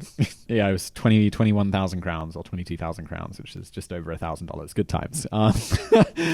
So does it ever make you feel like, because what is like 1 million crowns in dollars? Like, right? What is that? I think it's like $50,000. Okay, so that is a lot, but to have like, is it like a thing? Because like in the US, if you're a millionaire, but like 1 million crowns, like does that like people are like, whatever, that's not, you can't even buy a house with that. Yeah, no, you really can't. Like I recently bought a house and it's several million crowns. so like what is like the equivalent when they're like, oh yeah, you're a billionaire? Or no, because billionaire, then you are really rich, because that's like 50 million. So there's no like in between, like a thing people say. No, but even millionaire these days doesn't really mean, like when I was a kid, if it was like, his dad's a millionaire, it'd be like, whoa. And when my parents were kids, it'd be like, his dad's a millionaire, whoa. And now it's just like, okay, so you have in the UK, so you have a house. You had a good job and fiscally responsible, and maybe you're in retirement age. Yeah, you're looking at a relatively frugal retirement. Yeah. That's depressing. Inflation, yay. You must go to Vietnam someday. Let me tell you, like $1 USD in Vietnamese dong is 22,000 Vietnamese dong. You are literally a Vietnamese millionaire with 44 US dollars. So like no one actually carries around the money, right? Because that would be impossible. I mean, what are their currencies? The notes are huge. But you can be a billionaire with $44,000. But that's the thing. A billionaire is a really big difference. The millionaire is like $44. A billionaire is $44,000. It's this vast step up in wealth. Vietnamese currency. Oh well, yeah, these things are big. The one I'm seeing here is just 500,000. There's a 500,000 note. That's crazy. The smallest one is 10,000. At some point, you just rebrand your money, right? You just say, all right, everyone, the 10,000 before, we're now just going to call that one. Didn't they do? I think they did that in Italy back in the day, and they certainly did it in Zimbabwe. A friend of mine has I think it's $1 billion Zimbabwean note in his bathroom. He went there on holiday, and he was like, and they were restamping them like hyperinflation in Germany. They were just, whoa, they have a note for $100 trillion. That's amazing. $50 trillion, $100 trillion. And then I have to imagine, like, when their software, like their banking software and stuff, I mean, they're having to use like big data, variables there, data types to hold like quite a few zeros in there. These notes as well, those zeros are quite crammed in. So the DJI Osmo is this amazing thing. It really lets you shoot all of this stuff. If you're making mini documentaries, please go, we were shooting that Rayton documentary on a GH4, which is both of our regular cameras in our studios. You're on the GH4 as well, right? Yes. So it's a solid 4K camera, and we had your brother along, Scott, who was. Yeah. Can we give Scott a plug? Is his thing out yet? Yes. I'm pretty confident in Medical Confessions. Go check it out. It's a group of firefighters / paramedics, and they talk about. They have a podcast just talking about like interesting.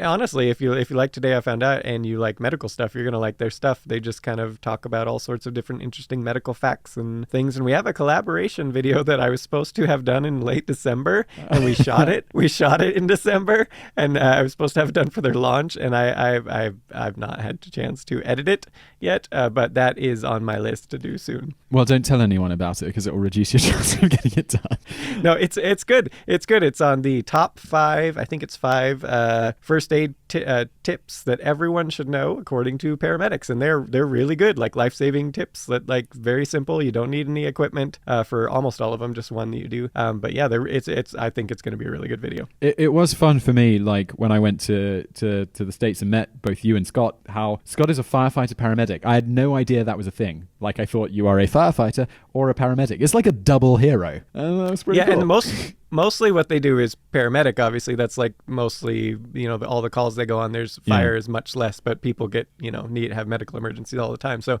kind of a paramedic first / firefighter second, even though ironically I'm pretty sure, if I remember, he's told me before that they spend most of their money on the fire, like your fire engines. You got your training is more in fire, even though what they mostly do is paramedics. So it's not efficient use of resources. I can't remember if it was a UK news or US news, but there was a thing about firefighters and pensions, and the pensions costing the pensions were really the huge cost because the healthcare and the early retirement really was super expensive compared to the number of fires that were actually being fought since, like you say, there's not really that many fires anymore. I hear loads of fire engines go past, but it's usually just because someone's fire alarm's gone off because they put toast in there and then the sprinkler system came on, or the trip went off, and so there's actually no fire to worry about. It's but like people have heart attacks all the time, so yes they do. Yes they do, stuff like that. 20 documentaries I would love to do this year. I know we're already this year's going crazy fast. We're already in the end of February. I've done one so far, which I haven't yet published, so it's not really done. And I've got to do some audio balancing because, as you rightly pointed out, one of those things is really a lot louder than the others. Second pair of eyes, second pair of ears. So I think I'll publish that this week. So when people, maybe on Friday. I think that's going to do well. Yeah, that's a good one. So if you definitely check that out, the video, the special one is the time Snoop Dogg tried to rent Liechtenstein. So, or maybe I could do, what do you think? The time Snoop Dogg tried to rent Liechtenstein, or the time Snoop Dogg tried to rent a country? Country. I'd go with the country. I'd go with country. Okay, cool. We'll go with country. Yeah, so I don't know, 20. I like setting myself big goals because I feel it's better to make big goals and not hit them than to make small goals and then be like, what shall I do for like August, September, October, November, December? So what do you think? Realistic? Yeah, I mean, I think we're, editor would be helpful so you didn't have to edit them all. That's true. The editing is time consuming. But Rayton, took basically 2 weeks of full-time work. And my full-time is not regular people full-time.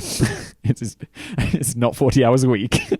This one took 2 afternoons. So the amount I learned from 1 to 2 was crazy. Having the plan made a huge difference. Knowing what to shoot made a huge difference. It's, I would say, total time spent 10 times less. Granted, it's shorter. And I think just as we go forward, and then I'm making notes all the time about, this works like this, we should do this like this. And then I think once we've got an editor to kind of help us, or a producer more to help us kind of do this kind of stuff, then it will be quick. We can work out the moving pieces. And we're also going to different places. We're meeting in Amsterdam in next month. In like a month. Is that really in a month or is it in April? It is a month. You should get your plane ticket. Book my flight. That's going to get expensive. Damn. They used to have this overnight bus from Prague. Overnight bus, that would be a nightmare. Overnight train from like a sleeper train from Prague to Amsterdam. So you could go to sleep in Prague and you would wake up in Amsterdam. And it was amazing because like shorter flight, you spend more time in the airport and going to and from the airport than you do actually on the plane, like waiting in the terminal for like an hour and a half or whatever. It was awesome. And there's no passports, there's no nothing. No one's waking you up in the night because it's European Union to like check your passports and stuff. It's just you wake up, you get off the train and you're in the center of Amsterdam. But alas, that overnight doesn't exist anymore, which is a great shame. And it was the same price. So I was thinking we could do a couple there. And then we should also, are we thinking we'd meet in London this year as well? I'd like to at some point. We have like, I don't know, what do we got? Like 5-6 things all planned out. We just need to, spend like a week or something touring around. filming? I had 3 locked in for sure, but we have space for more for sure. So how long do you think we'd need? I don't know. I mean, I probably each one would take at least a day of shooting for each one. So yeah, I would say 1 day. Yeah, and a little travel time in between, maybe. This will be great, and I think there you can do 4 or 5, and then you don't have to release them all at once. So it's not going to be like, oh man, so many documentaries about London. It'll be like you can release them over a schedule. So I think we could do 3 in Amsterdam or 2 in Amsterdam, 5 in London. I'm probably going on a trip with. I'm going to Sri Lanka later this year, so I could probably film one there on my honeymoon, getting married. So nice. Going there. It's where we met. So I don't know if you should be film on your honeymoon. You might just relax. You might just think about relaxing. I don't know. I'm the worst. I cannot relax. Like the idea of sitting on a beach for a week or something, I would actually go insane. Yeah. That's anytime I have free time as well. I'm like, all right, what project can I do? That laptop would be out on that deck chair, and I'd be asking about the Wi-Fi password. About an hour in, I'd be like, okay, I've done enough, and I would be reading a non-fiction book up until that point. I'm not a great holiday relaxing. The other things, I'm probably going to go on a road trip with a friend of mine this year, so I thought maybe find somewhere, get him to hold the camera. I just recruit the people I travel with to be my crew. Like you see in that video, I gave my friend Fonseca special credit because he was the guy holding the camera for the whole thing. Nice. Although he makes an appearance at one point, like in the reflector. He definitely does. I didn't know what to do. There was a couple of things which, like, I did a couple of takes, but I screwed up both takes. So there was one where he's reflected in the window because on the other one I screw up the audio and I couldn't stitch it together. And then at the end, the camera cuts out. And the audio cuts out, and so I just had to record the end bit on my studio mic, so it sounds a bit weird. Yes, I think that's like the one thing that we like just always a backup of everything, always. Oh yeah, well, I'm like, so this time it's like I'll do second takes and that'll be fine. Next time I'm like, okay, do at least 2 takes of each way. It was also really hard because it was really quite snowing quite heavily, so the camera was getting wet and all of this stuff. Another thing, great tip for next time. When you're there, just read through, because I was using I had an earpiece which would feed me the script, so I could say it out loud. So it would read in my ear, and then a few seconds later I'd say it, which was weird and really tricky to get used to. But you can't remember all of that stuff. It would be a crazy amount to memorize, and you don't want to be like cutting all the time to go and read your notes because it looks bad. But the problem was that was hard to get used to, so I was stumbling over my words. So another thing would be to use your lav mic and then record. Don't even worry about the camera. Just stand there and record just a voiceover track wherever you are. So you have the same acoustics and everything. And then if you screw it up, you can stitch it over and it'll probably look okay. Or you can stitch some B-roll or something. And then you can read the script from text, which would be super good. Okay, so these are the little things, like learning these every time. By the end of the year, we actually might be good at these.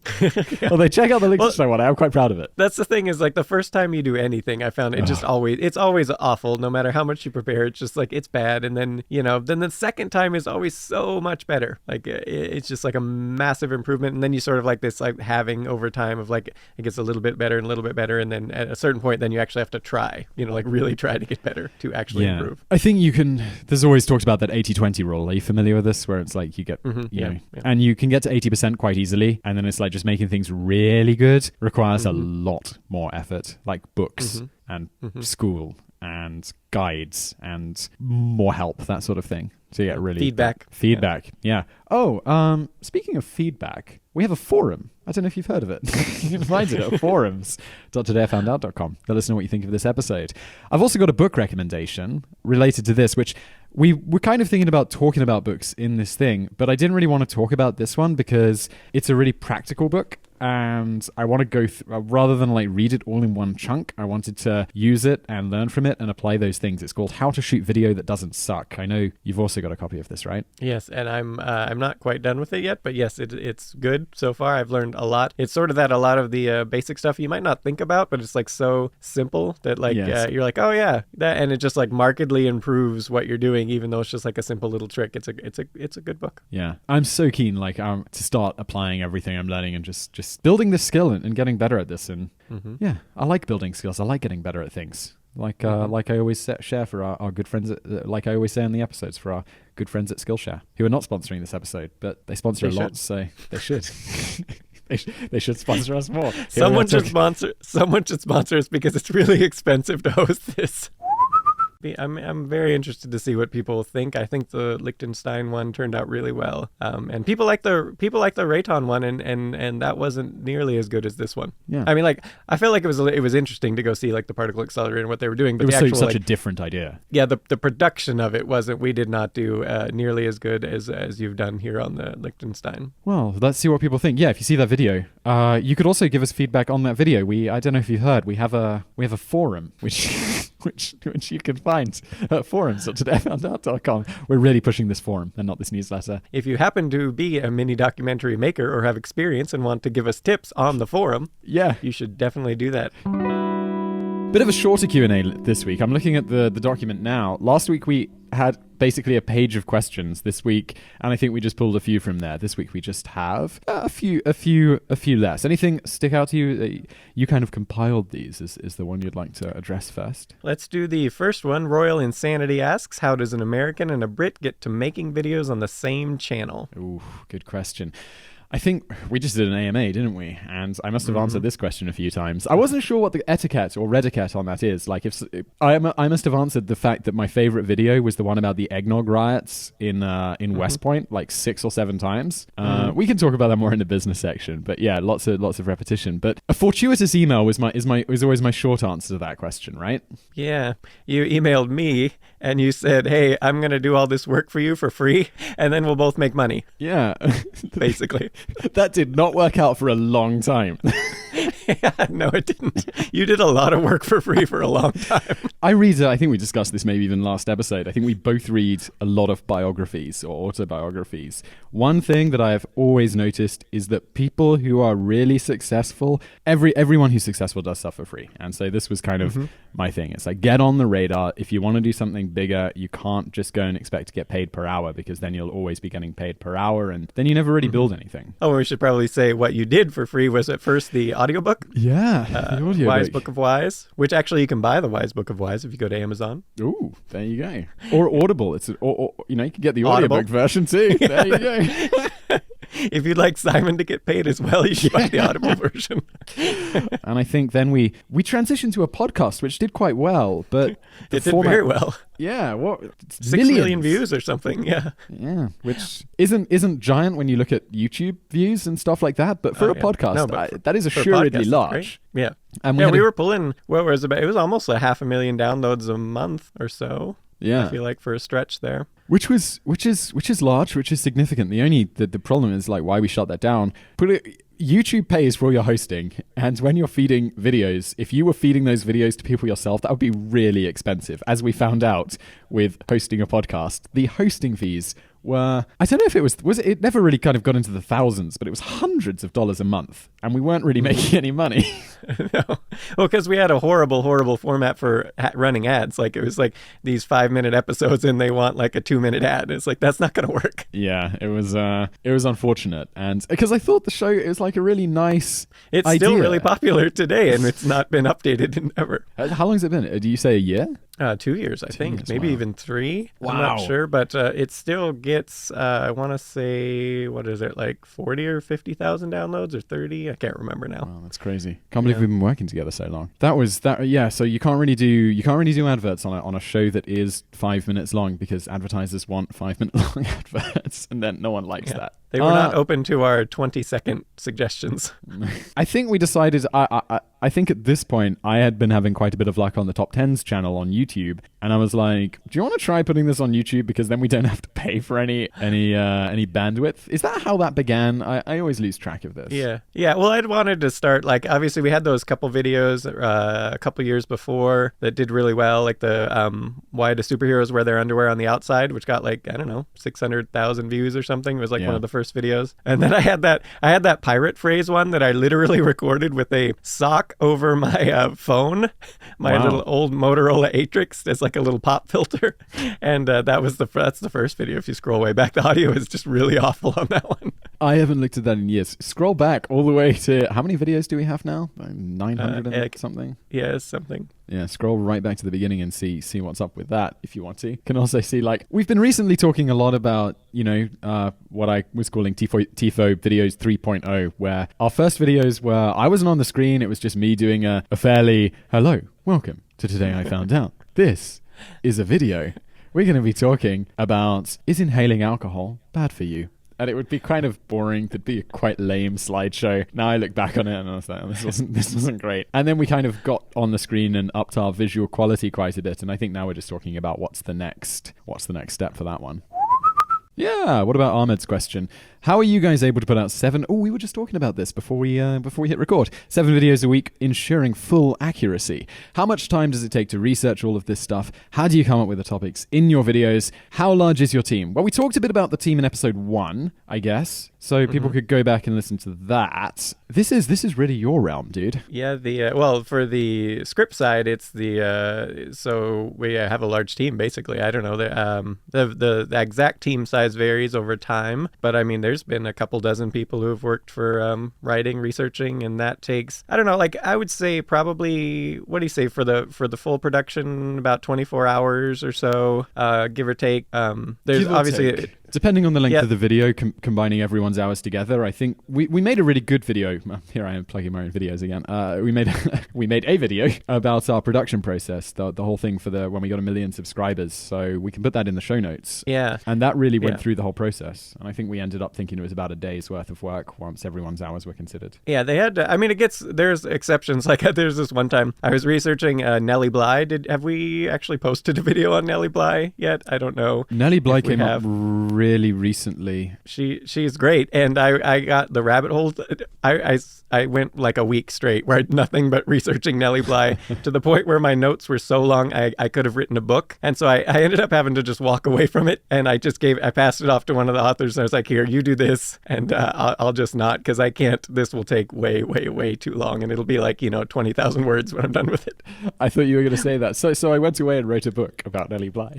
No, if I would have had the time, I had enough notes and everything. But yeah, fascinating woman. You should cover her on Biographics. Remind me what she did. She did a lot of things. She basically got her start reporting because she didn't like Around the World lady. That was one of the things she did. So she wrote a nasty letter to the editor of this newspaper, who had basically wrote, if I remember correctly, women should be at home and that's where they belong. And so she wrote this just like nasty letter, and he loved it so much that he hired her, and then she became like this really awesome reporter, and she got herself admitted to an insane asylum like through this elaborate means, and only one person knew she wasn't actually insane, and that was the editor. And she gets in there and she did a feature on that, which changed how insane asylums were run quite a bit, because they were pretty amazingly awful back then. And then she did the Around the World in 80 days, traveling around the world as a woman in the early 1900s by herself, which was kind of a big deal back then. She did a lot of amazing things and wrote a lot of awesome articles. What I found most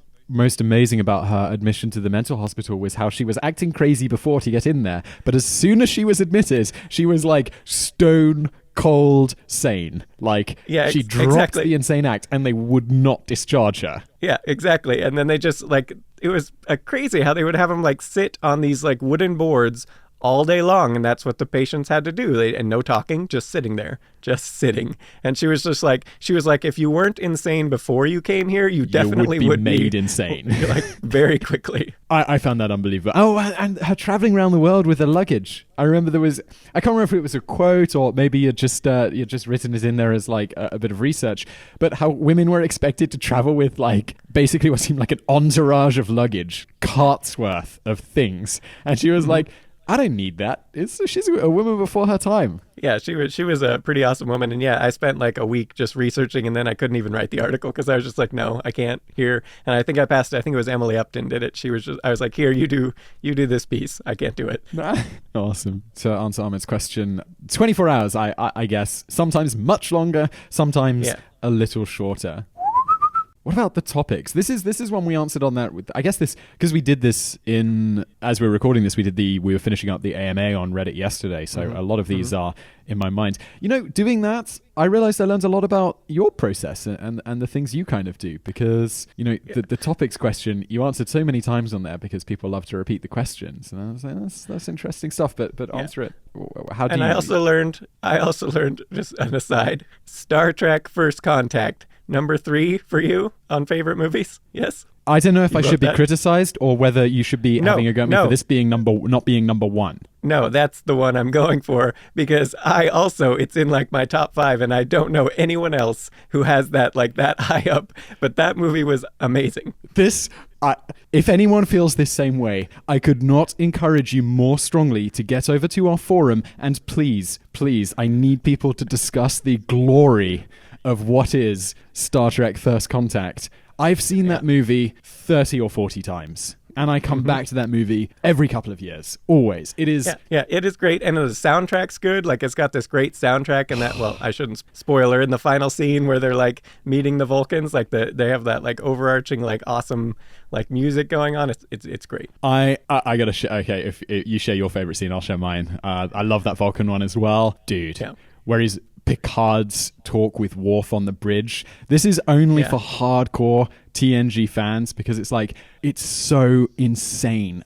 All of the backstory to this, like about the Klingons and their honor and all of this. And if you're not familiar with the fact that Picard is basically, he's not a captain. He's an ambassador, essentially. Like, his role is as a diplomat. He's not Kirk. He's just this incredibly diplomatic British man. And when he's just like on the bridge, you're a coward.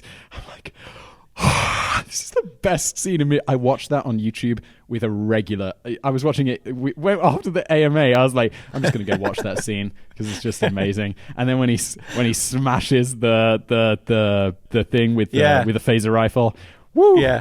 That's probably my favorite scene, I think, is the Vulcan one at the very end. But like before that is the one between him and I think is her name Lily? Yes, correct? Something like that. Where you they're go chase your whale. Yeah, discussing Moby Dick. And I love when she's just like, I've never read it. But like for him, like this well-read, like he total like, it gets him, like, wait, everyone else's complaints doesn't reach him, and then like that one, just the Moby Dick reference, and he's like, oh yeah. So you know how we made, like, we've talked a couple of times, and here we are doing our second episode without an interview. We made that list of like many people who would like to interview, and these are kind of ridiculously unattainable. I want to add Patrick Stewart to that. This the dream interview list. That would be amazing. Amazing. We actually did get a response from a Nobel Prize winner. That was awesome. Yeah, but he turned us down. But we got a response. We got a reply. And it was a very nice response. And it was actually his entire 2000, as you might expect, his entire 2018 is booked. Like they plan it ahead. And so I was gonna reply, well, how about 2019? How do you feel about that? It's surprising a Nobel Prize winner would have his schedule busy. Yeah. Wow, we are moving away from the Q&As today, but I think we got your question, Ahmed, and then moved on to a deep discussion about Star Trek First Contact. Oh, wait. We should actually answer, how do you come up with the topics in your videos? So real briefly, there's like the 3. One, when you do this every day, like you just think stuff up all the time. Like your brain just, like when you're not, your brain just like clicks like, oh, I wonder about that. And then you write it down and whatever, that's a great topic. And then you have like people suggesting topics and also asking questions. And we like the really zany questions, as you probably noticed if you follow the channel. And so, like those. Yeah. And then just when you're researching other stuff, like you always come across more stuff, like more than one art. Like if you're researching an article, you're going to come across more than one new topic idea, like, and you just write them down. And like any one of those is plenty to sustain like a pace of one or two articles a day or whatever, which is more than we could do anyway. And so when you combine them all, we just have like this massive backlog. So yeah, that's how we come up with the ideas. I don't know how to pronounce that one. Lewell stamp? Lewell stamp? Sounds good. This one's specific to me. How did Simon come to live in Prague? There's another one on the AMA. Every time I mention that I live in Prague, for which people don't know, I know there's a small Prague in the US. I don't live there. I live in the original one in Central Europe, in Czech Republic, or what has now been rebranded to Czechia, I think last year, now appearing on Google Maps as Czechia, which is always interesting. Really? Yeah, they basically registered a different name at the UN. Interesting. I don't remember the reason why. This is... I think that they felt Czech Republic sounded a bit, I don't know. It is a republic. It is very descriptive. Well, that's a lot of name changes, because you have Czechoslovakia and then you have the Czech Republic and now Czechia. What is it? It's fascinating because like the Czech people, they've existed for a long time, but Czechoslovakia was after the Austro-Hungarian Empire, and then it was just Czech, and now they're Czech Republic, and now they're changing their name. Whenever they celebrate a holiday here, I'm like, so this is the foundation of which part and which country? Because it's like, is this Czechoslovakia or Czech Republic or the independence from like the Austria? Like what? But so how did I actually come to live here? Well, many years ago after I left university, I did an internship with a students organization called ISEC, which some people listening have probably heard of. It's quite a big, I don't know if that's a big thing in the States, but it's quite a big thing here over in Europe. And basically they arrange like internships around the world, like student exchanges where you go somewhere to work for a period of time. I went off to Sri Lanka, and at the same time, my now fiance actually is, oh, you didn't know this? I don't think I did, no. Oh, there you go. Yeah, I'm getting married in the summer. Oh, awesome. Yeah, there you go. I have had this conversation with a few friends because I don't really know, like, how do I announce this? And then I'll be telling people and they'll be like, Simon, you already told me. It's like, but then someone else, like, I was having a dinner with a really good friend of mine, and he was like, you're getting married? You didn't tell me. And I'm like, damn it. Yes, so I was doing a student internship in Sri Lanka, and as at the same time my future fiance was also, she is from Czech Republic. She was there at the same time, same place, doing an internship as well. Basically, you know, they'd assign you different apartments to live in. There were 3 or 4 of us, I think, sharing three at first, 4 later, sharing an apartment together. And one thing led to another, and then after that, eventually I was like, I would like to move to Czech, and here I am. 2018, still here, still going strong. Yeah, so that's how I came to Prague. Sock Blaster. Why does every YouTube channel, you know, I'm overthinking about this now because last week we talked about how British people say YouTube rather than YouTube. And now when I say it, I'm purposefully trying to pronounce the T, which will upset the British listeners because they'll always give me a hassle. You get so American. much. Yeah, I was actually looking at the Daily Knowledge podcast reviews when we posted that little update to, you know, direct people to new podcasts. And like, that was always like the complaint. It's like, stop faking your accent and stuff. Like, it was like, really, that's his accent. What are you guys talking about? I was saying, like, I can't really do a good American accent, but maybe I could just fake Midwest, or, you know, that kind of general. Is Midwest is that kind of American standard, right? Is that the neutral accent? It almost sounds the same to me. I don't know. Why does every YouTube channel still? I can't do this. I always end up sounding sarcastically Southern. I think. Does dislike mean anything? Why does every YouTube channel shill? That's also a tongue twister. This is also not a well-written question, Sockblaster. I apologize, or maybe we transcribed it wrong. The question's about why do we always ask people to like and subscribe at the end of the video? What does a like get you? What does a subscribe get you? Does a dislike mean anything? A dislike means just a little part of my soul dies. I don't think it makes I don't think it makes any difference in the algorithm. In fact, this information is probably a bit out of date, but you know, I do my research around what YouTube is up to. Apparently, dislike just counts as like social engagement, because you'll see videos that have, you know, half likes, half dislikes, often ones that are dealing with a contentious political issue, and you've got one half saying one thing and one half saying the other. They will get plenty of viewership.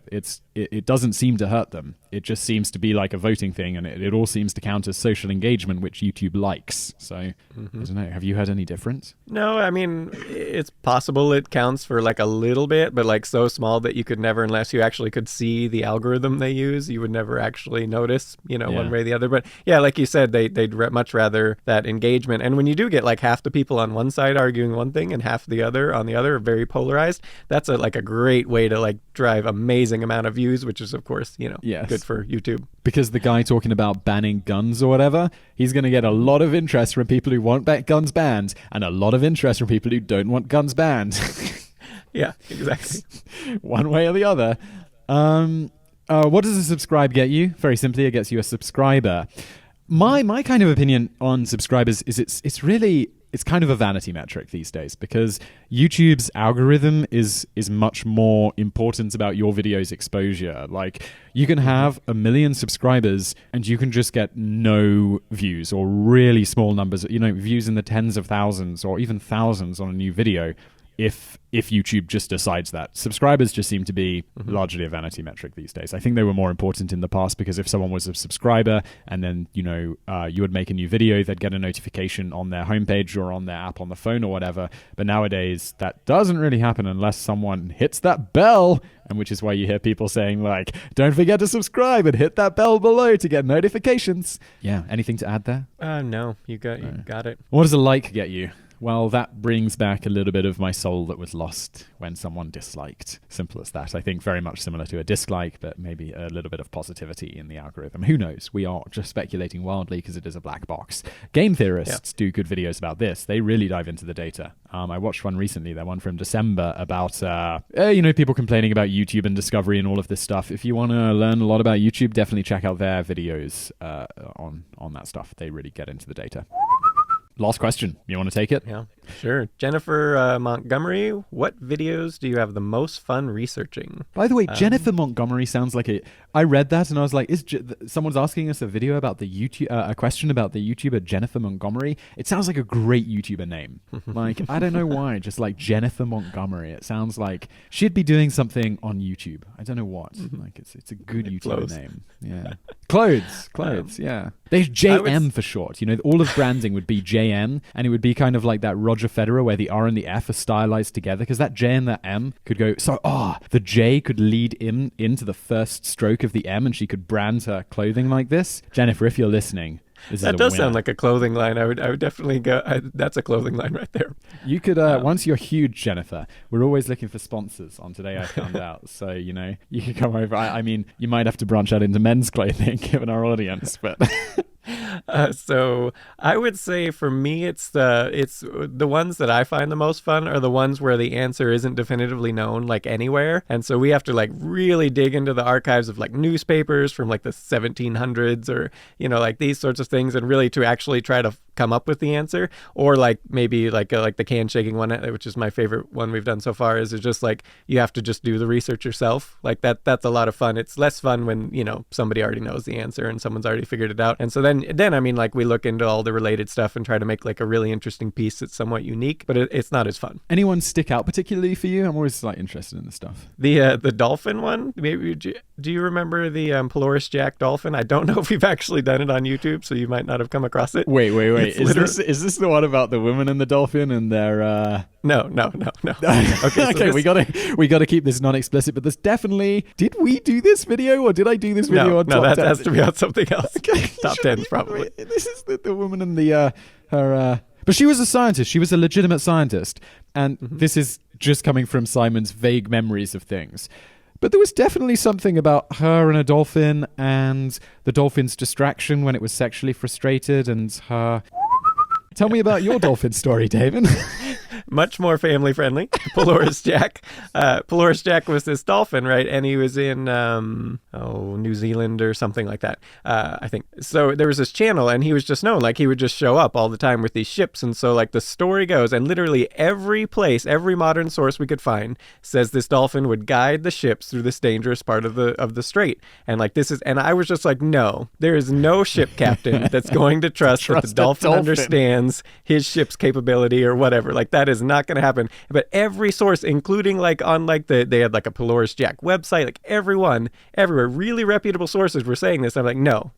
And so I spent many hours trolling through, I think it was a couple days, ended up being trolling through these old newspaper archives till I finally found like contemporary accounts from people who'd actually seen the dolphin. And yeah, no, he was just a dolphin who would like to have fun, like, jumping in the waves of ships. And he was like, what made him unique in a world story at the time was that he just, he was always there. Like, dolphins don't have to sleep for like 8 consecutive hours. When they sleep, I should say, they do have to sleep about 8 hours a day, but when they do sleep, they only shut off like half their brain at once because they have to come up to breath. I heard about this. I always assumed it was like an urban legend. No, because they were drowned otherwise, so they always have to be somewhat, they become like somewhat, catatonic, but they're still aware of what's going on around them and can swim up to the surface. So he'd see the boats and it would go, and so he would just wake himself up, go jump in the ships and then disappear and whatever. Like this was actually the thing.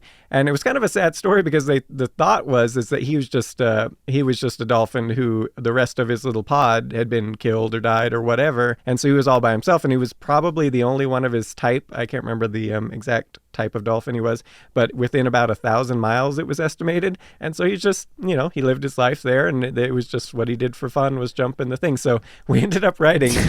So the whole thing, he's not guiding boats. He's just a regular lonely dolphin who likes just boats. Exactly. It was this. So this is why it hasn't been on YouTube yet, because it's literally like 4,000 or 5,000 words just saying, no, this isn't true. Like, this is just a normal dolphin. These are my favorite ones on YouTube where someone's like, TLDR, no, he wasn't guiding the boats. Any of the debunking ones always end up being way longer because you have to cover like every possible thing. People are going to be like, no, I heard this one thing. And you got to be like, nope, right here. That's not true. And you got to like prove every little thing or else people will come back. So yeah, they always end up being longer. And so that's why it hasn't been a script on the YouTube channel, because I think everyone would turn it off like after 1 minute. Whenever I read a script, and I know you've gone deep when you say something, and this was perhaps one of my favorites, where you say like, according to the Oxford English Dictionary, they say this, and you're like, actually, in this case, the OED is wrong. Nobody bats 1,000, guys. And it's like, this is a major, they're working on their 3rd edition for 30 years. We were just talking about this the other day. To be clear, I love the OED. They're amazing, and they provide a lot of good sources. But yeah, sometimes they get stuff wrong. Everybody gets stuff wrong sometimes. Yeah. But then I know you've gone deep, because most people would check the OED and be like, this is a fact. Not at Today I Found Out. We don't mess around. Another week, another brain food. How did you find it? That was good. This was one of my. I really liked the main section of this one. That was something I really liked researching that one. It was a lot of fun. It's so crazy, to think how different. Can you imagine that today? I suppose you do get you do have the mob, internet mob thing happen, but it's not like in person. No. You're not having people come up to you on the street type of thing. And so then I don't know. It's just kind of crazy, I think. Yeah, I think in a way maybe a lot of this went online. A lot of this social pressure, so now it's a lot easier to get in touch with people and make people do things. But I really can't think of an extreme example quite like that. 10-year-olds and Victoria Cross winners being accosted in the street to go to war is pretty and then wild. Going to war and dying. That's it. Yeah, that's just insane. Yeah, fighting people who don't really want to be fighting you. Yeah. Oh. Just because of some episode. Yes, some treaty someone made back before anyone in government was even around. It's just oh yeah, we had this thing, and so now we're all gonna kill each other. Well, I'm glad we at least busted the fact that it wasn't just because some Serbian dude shot the Archduke. It was actually basically his. I can't believe it's his dad. I didn't know that. Just looking for an excuse to start a war. It's I'm glad my son is dead. How did he put it? It was much more put like an emperor. Yeah. Let me God will not be mocked. A higher power has put back the order I couldn't maintain. I don't know, I'm doing it in a very British thing, but he was German, so God will not be mocked. Presumably he felt some affection for his son on some level, but at the same time, as the leader of the nation or whatever, he probably also felt obligation to his people that he needs to have a good heir. So, and this was not one. Yes. And then he went off and started one of the most pointless and devastating wars of all time. There we go. Good man. Good job of taking care of your people. Yes. And then, iTunes, Google Play, go rate, review. It helps us out a lot, particularly. Yeah, we would appreciate that. It's especially useful in these early days of the podcast because there's this thing. It's called New and Noteworthy. You might have seen it on iTunes. You probably have discovered a bunch of your podcasts by the fact that it would appear in that New and Noteworthy thing. So doing that, leaving a review really does help us get on people's radar. It gets more people listening to this show, which ultimately means that we might get advertised